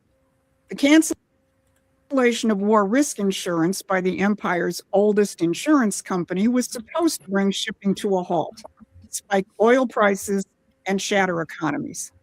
Operation Epic Fury was supposed to be economically and politically disastrous for President Trump and backfire against him. But the president was ready. He moved on 3 fronts simultaneously, and Lloyd's never recovered. First, he announced that the Development Finance Corporation would step in with political risk insurance. Lloyd's had pulled coverage. Washington replaced it within days. Second, he announced the Navy was on notice to protect shipping in the strait as needed. And third, this is the move that tells you everything about how differently this president thinks. Trump lifted some sanctions on Russian oil. Not only that, he got on the phone with Iran. Typing. So let's put this all in context. Last week, Donald Trump branded Britain as our former closest ally, the same Great Britain which has led the charge to sanction Russia and keep the Ukraine war going, and the same country which is home to Lloyd's of London, which just tried to strangle world oil supply. So instead, Trump turns to Russia to get oil moving and chats up Putin for an hour. Now, here's something else you didn't see coming, especially if you've been imbibing the Israel runs Trump Kool-Aid. Yesterday, Axios carried this headline, Scoop. U.S. asks Israel to halt strikes on Iran's energy infrastructure. Axios reporter Barak Ravid reported 3 reasons: protecting Gulf energy stability, avoiding price spikes, and preserving Iran's oil sector for post-war cooperation. This is the same approach that President Trump used with Venezuela. Trump isn't protecting the regime. He's planning for what comes after it, and it doesn't conform to Israel's objectives. So think about what that means. Israel doesn't have a blank check. The Gulf states are being protected. Iranian oil is being preserved for the Iranian people after the regime falls. This is not a neocon war plan. This is a president managing the end game while the bombs are still falling. Now, here's another page from the neocon playbook being put into the shredder. The page about how Trump's Iran moves are aimed at China. We're in a very good position, but very unfair to other parts of the world, like China as an example. I mean, we're doing this for the other parts of the world, including countries like China. They get a lot of their oil through the straits. So we're doing this. We have a very good relationship with President Xi in China. I'm going there in a short period of time, and we're protecting the world from what these lunatics are trying to do, and very successfully. So line it all up. Trump called Lloyd's bluff and called Britain our former ally. Then he eases sanctions on Russian oil and calls Putin. And he says he's doing it for China and the rest of the world. No wonder heads are exploding in think tanks in London and Washington. This is the real story, not the missile strikes or the carrier movements or the panic market headlines, but the strategic landscape being remade in real time. And this is what Promethean Action covers every day. So head on over to our website and sign up for our free newsletter. Okay, so do you guys mind if I say something? No, go right ahead. No, go ahead. Yeah, okay. So one of the things about what's going on is, okay, we constantly hear about how China is going to take Taiwan, right? And the U.S. will never let that happen. And we also don't want the oil to stop because Taiwan is obviously dependent on that oil. Taiwan makes all our sophisticated chips. All our super powerful weapons that put us above everyone else, they're coming from Taiwan. We don't make them here in the U.S. I have a friend who works microchips, so just so you guys know, none of them are made here. Very, very few of them. Almost all of it is done over in Taiwan. The U.S. will be crippled with our advanced technology if they take that out. That is why I think we might be stuck there longer than is expected, depending on what circumstances go on. So I know everything he did and prepared for was for that one reason. You gotta remember, without those chips, those weapons are pieces of shit. Right. Mm-hmm. Didn't Nancy Pelosi go there and buy a whole bunch of chips herself? Something like that. Yeah, She went over this. Taiwan has all that long range. So recently they've gotten all those long range missiles, and instead of building like tanks like we do, they're building lots of medium light tanks, preparing for an invasion. Wow. So it's going to be really, really hard for China to take over because they also have advanced drones and advanced water drones. So if China does do what they claim they're going to go do, they're going to be really having a hard time. Like they're not going to be able to overwhelm it like overnight, like, you know, like some people think they are.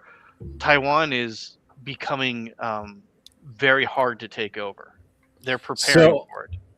So I agree with that. Although my point is, I'm curious to see how it plays out because that's what they're doing now, and that's what the situation now with the high tech technology.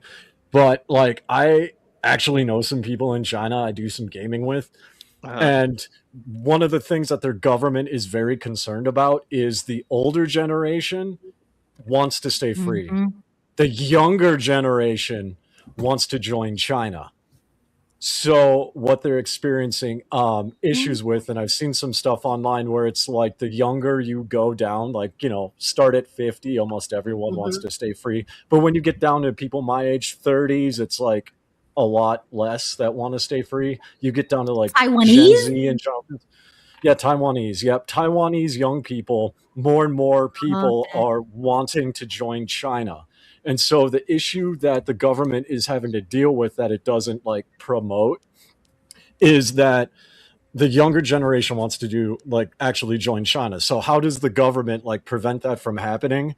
And China, I don't see because I've been to China several times. I don't see them doing it militaristically. China's approach has always been the long game.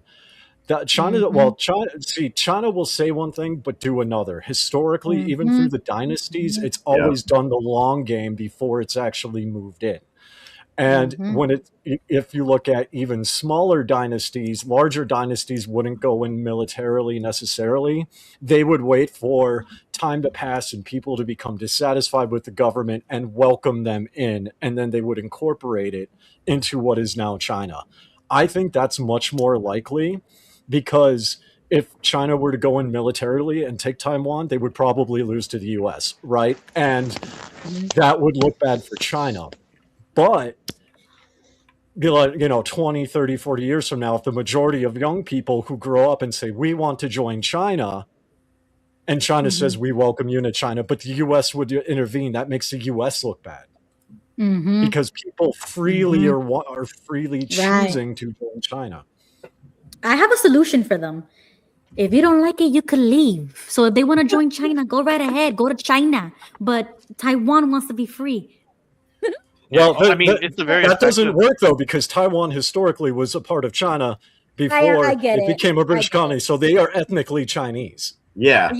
I get that, but they want to be free, right? The older people want to be free, and America is totally behind that. So that's a quick solution in my book. But you guys already know. Old people go to America. Old people go to America for freedom, and young people go to China. I can get on board with that. Hey, Ruby, Ruby, real quick, share my screen again because some people are asking where they can find Prometheus. Let me go to share screen. YouTube. Yeah, I also was asking you, does she have an X page as well? Because I want to follow her. So I would actually go here first where it says Promethean updates. 516,000 subscribers. She puts out some good, and at least it's some information people can dig a little deeper on. This lady right here to the right, the one with the darker glasses. There's two different people? Yeah, it's two different people. I listened to both of them. They're both real good. Yeah, they're really good. It's real. I mean, do me a favor. Click on it. Click on that. Click on her profile. Go scroll up. Okay, click on click there. Yeah, the channel. Click it. And then click more to read the bio. Read the bio. More. Right. Okay. Scroll down. Oh, dang. They don't put anything else there. Okay. So then we'll just. She's had over 55 million views. Wow. Are you sure that's a real person or is she AI? Well, she's no, AI. They're real. No, they're real. No, she's AI.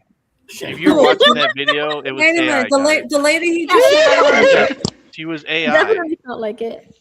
Yeah, I'm 100% positive it was AI, guys. I've been watching her for a couple of years. She didn't seem AI to me. Well, if you watch that video we just watched, it was AI. Oh, maybe it was the editing. Maybe AI edited it. They put a real video, and then they use a filter that turns it into an AI. Oh, it's super easy. I could do it right now if I wanted to. Yeah, it's like on John's videos, and I can't tell the secret because I know the secret. But let's just say I understand what Beau is saying. Let's just put it that way.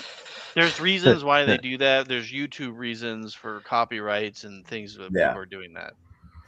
Yep. But I mean, the look at the information- colors of her skin that were so bright, and when their mouth is not moving, and then look at their teeth. Their teeth always seem to have the same. That's one of the things. AI has a hard time with the teeth. Yeah, and they'll her be voice didn't weird stop. looking. Like she wasn't breathing in or anything. I was like, whoa, that sounds I didn't even computer. But Sorry to it's- disappoint you guys. That's all right. Doesn't that's matter. fine. What she said That's was actually good. a lesser of the point, because my point is there's some really good information that people can look into for themselves to Mhm. dig on. It's pretty cool information. Yeah, I found the X page, so if anybody wants to follow on X, this is the page right here. There's You know, probably at some least like big, heavy white guy who's in the background creating all this stuff, pretending this fake personality. Yeah, and using a nice little old white lady to. Yeah, give he's all like, this oh, I'm gonna have gems. grandma teach you guys about politics. I saw a video. Brilliant. I saw a video the other day where this guy was saying, "My wife keeps asking me how am I making so much money," and it shows him in front of a camera doing a little dance and some deductive moves, but he created the AI for it to be a woman doing the dancing and the moves. So yeah, he was There's a doing the YouTube dance. gamer that was massive that did that too. Yeah, exactly. It's sure just Dave it's just probably knows. modern day VTubing is what it is. Yeah. Dallas, you're on the screen. You haven't said anything this evening. What would you like to share for the night's show? Well, you had some great points about about that Israel thing about it's. I think it's more about that loyalty to the party, that it's more voting block than anything else. It ain't, and it's a misconception misconception of a scripture right there, that those who bless Israel will be blessed, and those who curse Israel be cursed. It's misconception right there. It's Yeah, talking about the ancient Israel, not this Khazarian state that we're talking about. Right. Right. Yeah. As soon as they My rejected biggest- Jesus, they're not Thank you, Israel. Dallas. We're Israel. Christians my are big- Israel. My Go ahead, biggest Dave. thing, and I've always brought this up with Christians, was that whole logic So never they're made a sense to part me of to the begin with. Khazarian mafia. Well, Right. it made no sense to me because I would always say, so if we bless Israel, we're blessed. If we curse Israel, we're cursed. I don't give a shit. So what does that mean? Does God just Neither ignore do me? I. Like I don't care. Like, so I'm in neither of these groups. So what happens? doesn't And apply to nobody you. has an answer. Yeah. Yeah. Nobody had an answer. So Yeah, but it's also talking about the afterlife, though. Right. Okay. So you see what I'm 'Cause you saying? have There's free lots of will here, and interpretations. then when you die, then you go to the bad place or the good place, is Mhm. depending on what your behavior was. Mm-hmm. but Right. but right. that You still have yeah. the free will. That's the whole point of Sure. everything is free will. But the Right. point is you can still go to the good place without blessing Israel. I absolutely can go to heaven without blessing Israel, but Yeah, but they're Yeah, trying you're- to use this as a political religious tactic to keep Christians or America in a chokehold when that has nothing to do with what the scripture's talking about. So it's just all it- political and it's it's all wrong. voting block right there. Voting Yeah, block. it's because people want to believe it out of ignorance or whatever. I don't know what it is, but they want to believe whatever Loyalty they to want. the party. That's it. Yeah. So, anyways, okay, so we're gonna wrap it up because it is midnight. Oh, and Jimmy, we didn't even talk about what you told me on the phone before we came on. You said, yeah. Okay, yeah. So Mhm. yeah, this is very interesting. I was watching some I think it was X22. And so let's do another critical thinking exercise. Remember last week when I think it was last week, we put up the picture, how many cats do you see? Yeah. Oh, yeah. Okay. All right. So I found this to be very interesting. All right. How much money does it cost to run for Congress or Senate? $12. Millions. I guess over $1 billion. Yeah. So these people are going to spend millions and billions of dollars to run for a position in the House of Representatives or in the Senate. How much is the salary for a House of Representative member or a Senate member? At 170. Yep. Yeah, 170, 180. Let's just give them the benefit of the doubt and say it's $200,000. Okay, which it's not, but let's just give them that. Why would someone spend 30, 40, 50 million dollars to run for a job that only pays 200,000? It's not their money. It's what they can make off of being in there. It's the data and the access that you get that companies are going to buy afterwards. Okay. What I'm gonna give y'all what they said. What's the chat thing? Y'all keep spitting it out. Why would somebody do that? My answer would be because it's not their money at all. Because So they they're can not spend paying it. out of pocket. They spend it Okay, how they so- want. Okay.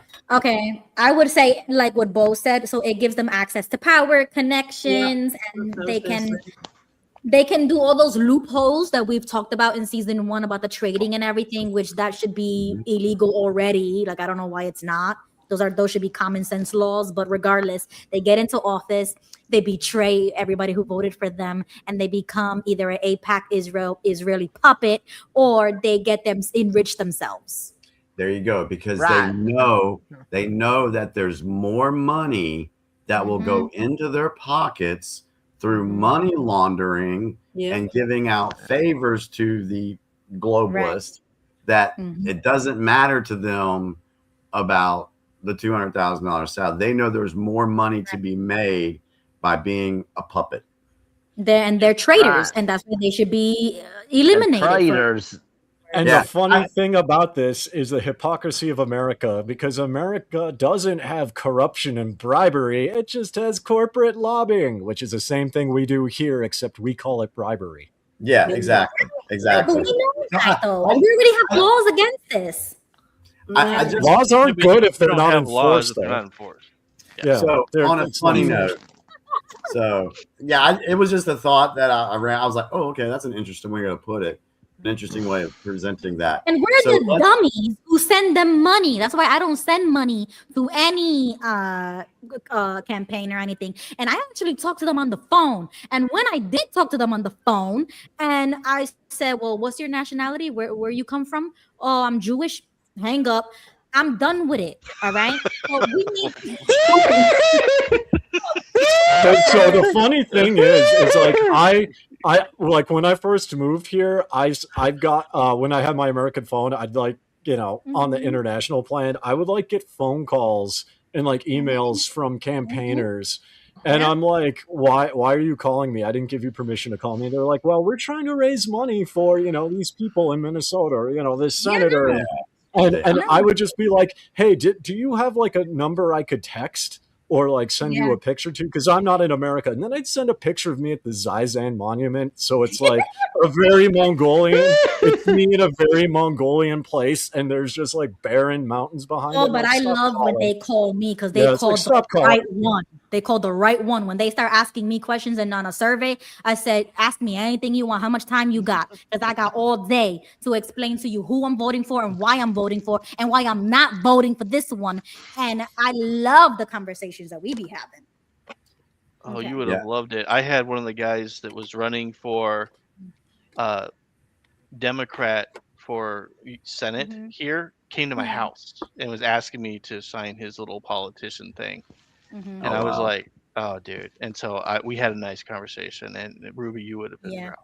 Exactly. And I am. That's why I encourage everyone to get involved locally, vote, call these people, go if you can go in person, but have these conversations in real life and stop being afraid of what people are going to call you or what you might look like, because that doesn't matter. You have the freedom of speech to do so. Exercise it and vote.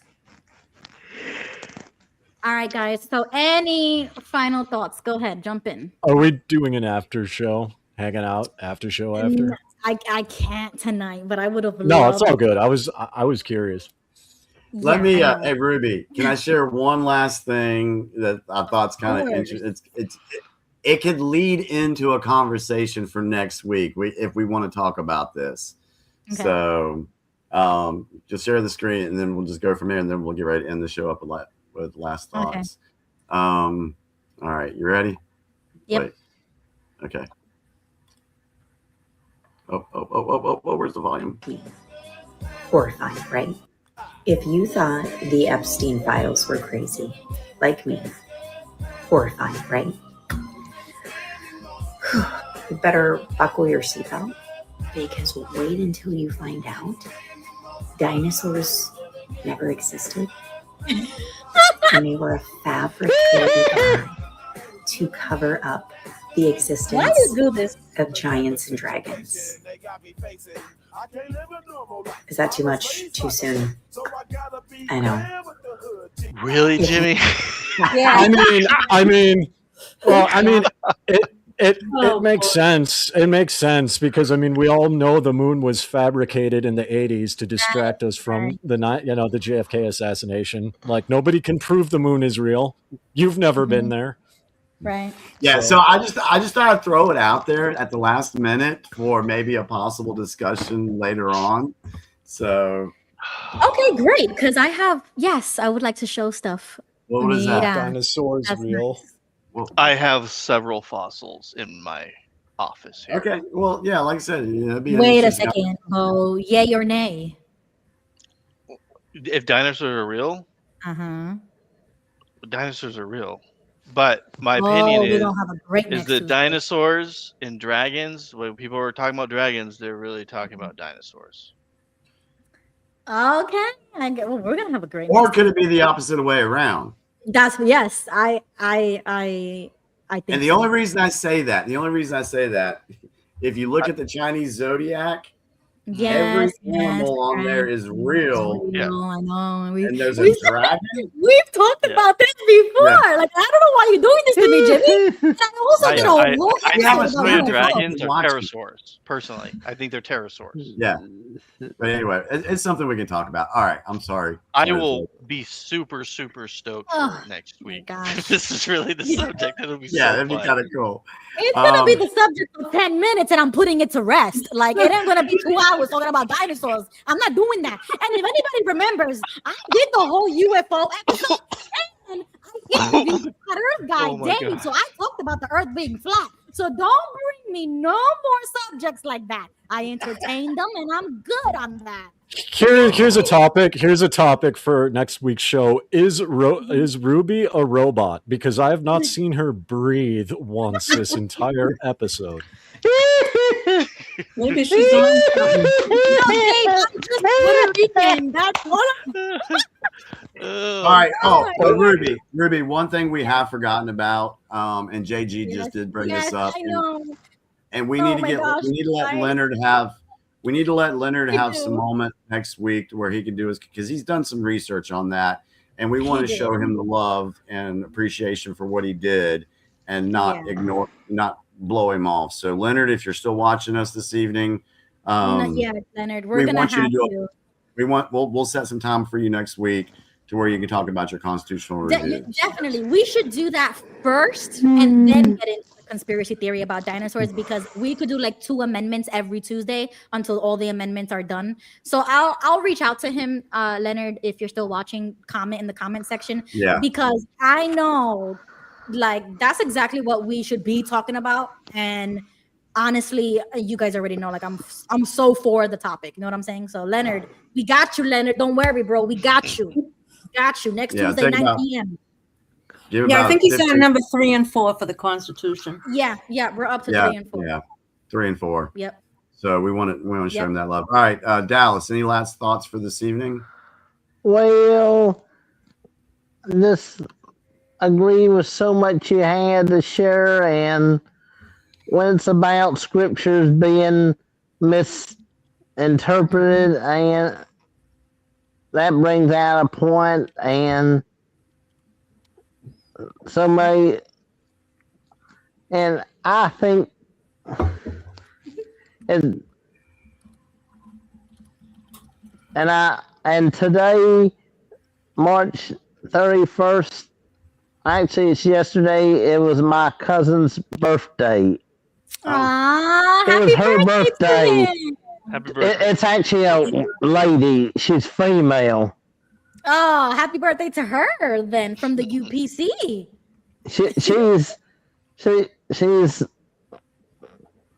She's one of the closest ones I got. Nice. But now we live distant from each other now. All right. Well, we appreciate you Thank you, sharing, Dallas. We appreciate you showing up. And I love so many things you shared tonight. And how Dave, he brings so many points, and that we're here to have our, because of our common ground that we got. That's good, Dallas. Well, thank you for sharing and thank you Appreciate for it, buddy. joining. Thank you, Dallas. I occasionally know what I'm talking about. Is that Gail? Is she Yeah. on? Hi. Okay. Dragons, dinosaurs, yes. The word dinosaur didn't come out to the 1800s. I don't know the exact date, but I can get it. And I do have scriptures to show they weren't called dinosaurs, but I do have scriptures to show that they were, in fact, dinosaurs. Okay. Next Tuesday, 9 p.m. Next bring Tuesday, all yep, your and I did my homework. homework. Bring it all. You know what? What a messed up show that's going to be. We're going to talk about the Constitution. That is and your then we're fault, gonna talk Jimmy. about fucking We're supposed to be talking dinosaurs. about politics, and you keep changing subjects here. Dude, that is Yeah, I so got- American. I got That's a- more I got a few American than most scriptures on things. dinosaurs.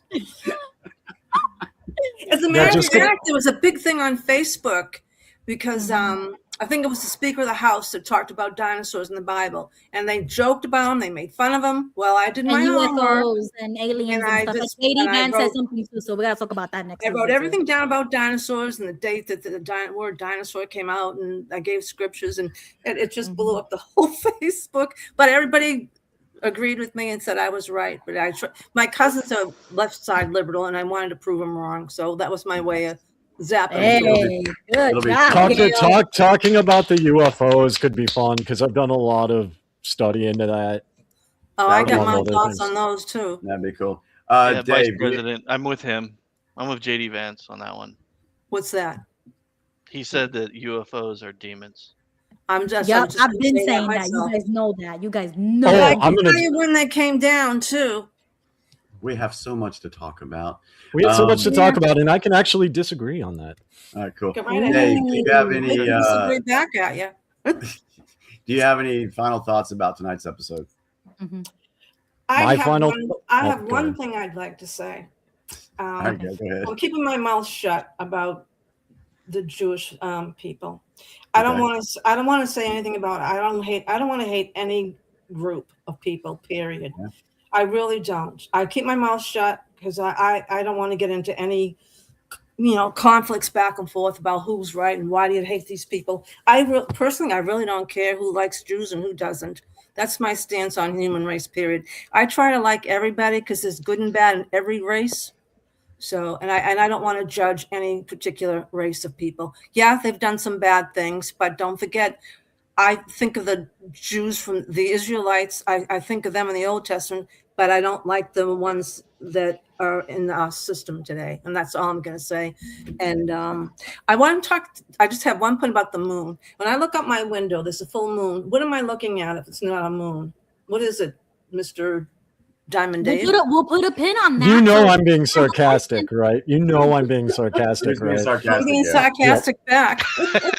Being sarcastic back, okay. That's the Italian in me. Oh, you guys. It's clearly a government drone projecting an image, aka Project Bluebeam, okay?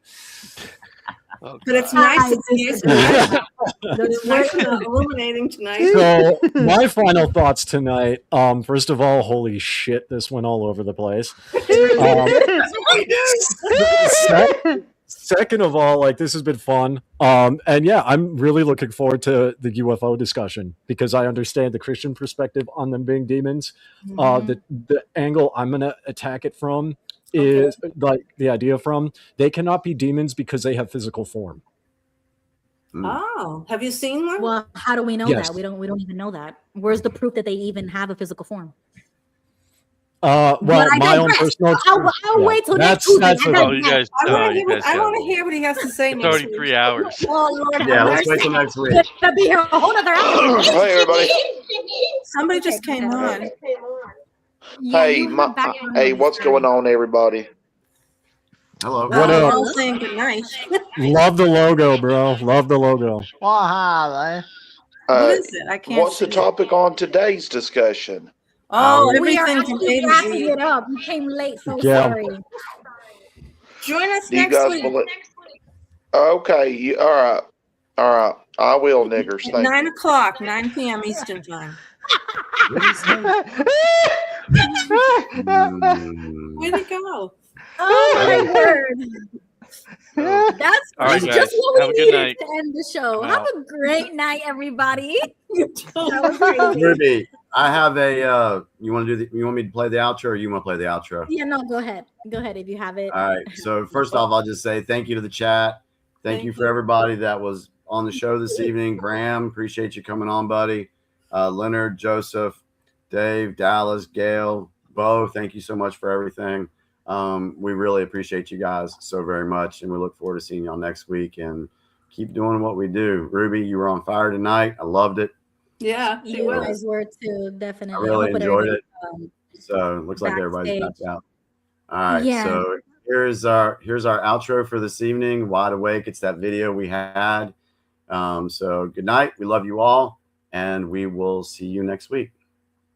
All right, go ahead.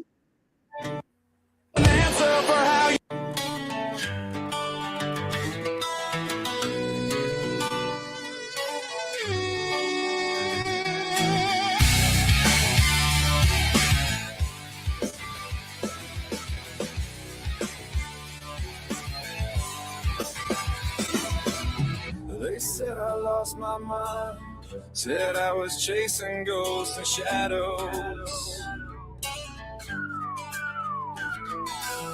I showed them what I'd find, but they just laughed and called me hollow. Tinfoil on my head, they said conspiracy delusion. Every word I said was buried under their confusion, but I could feel it in my bones. A reckoning was coming. I'd rather bleed and stand alone than pretend I wasn't seeing something. Call me crazy, call me broken, call me every name you've spoken. Paranoid, deranged, and blind, but I had something on my mind. Now the curtain's torn wide open. Every word I said is proven. Who's crazy now at the record show? Wide awake while you were in the show.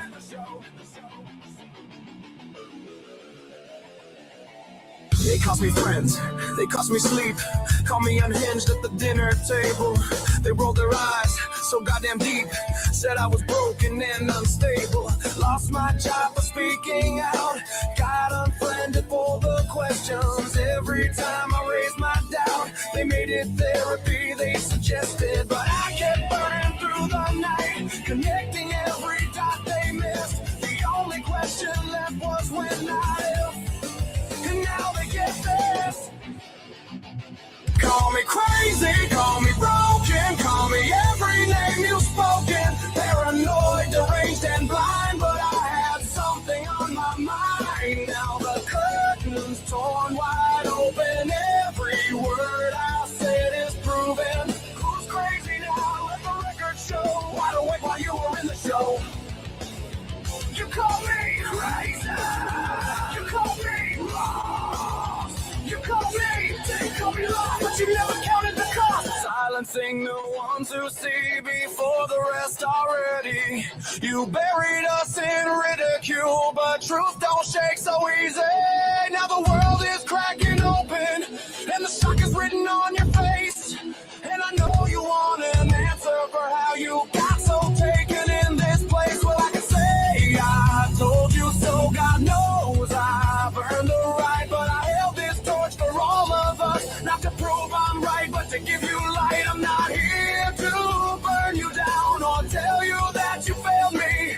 I know how deep this rabbit hole goes. I know how bad the funk can feel. I was once That's exactly where you're standing, shaking in the story they were handing. So take my hand, I'll walk beside you. There's a way to step outside this. Now you're questioning, now you're waking. Feel the ground beneath you shaking. Truth is heavy, truth is hard, but you don't have to carry it alone. We were crazy, now we're proven, and the world is finally moving.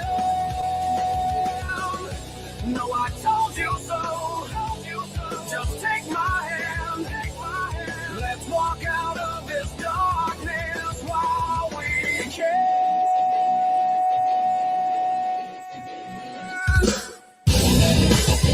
Wide awake, we'll face the dawn. Wide awake, we'll carry on. We were never crazy, we were just the first to bleed. Now the world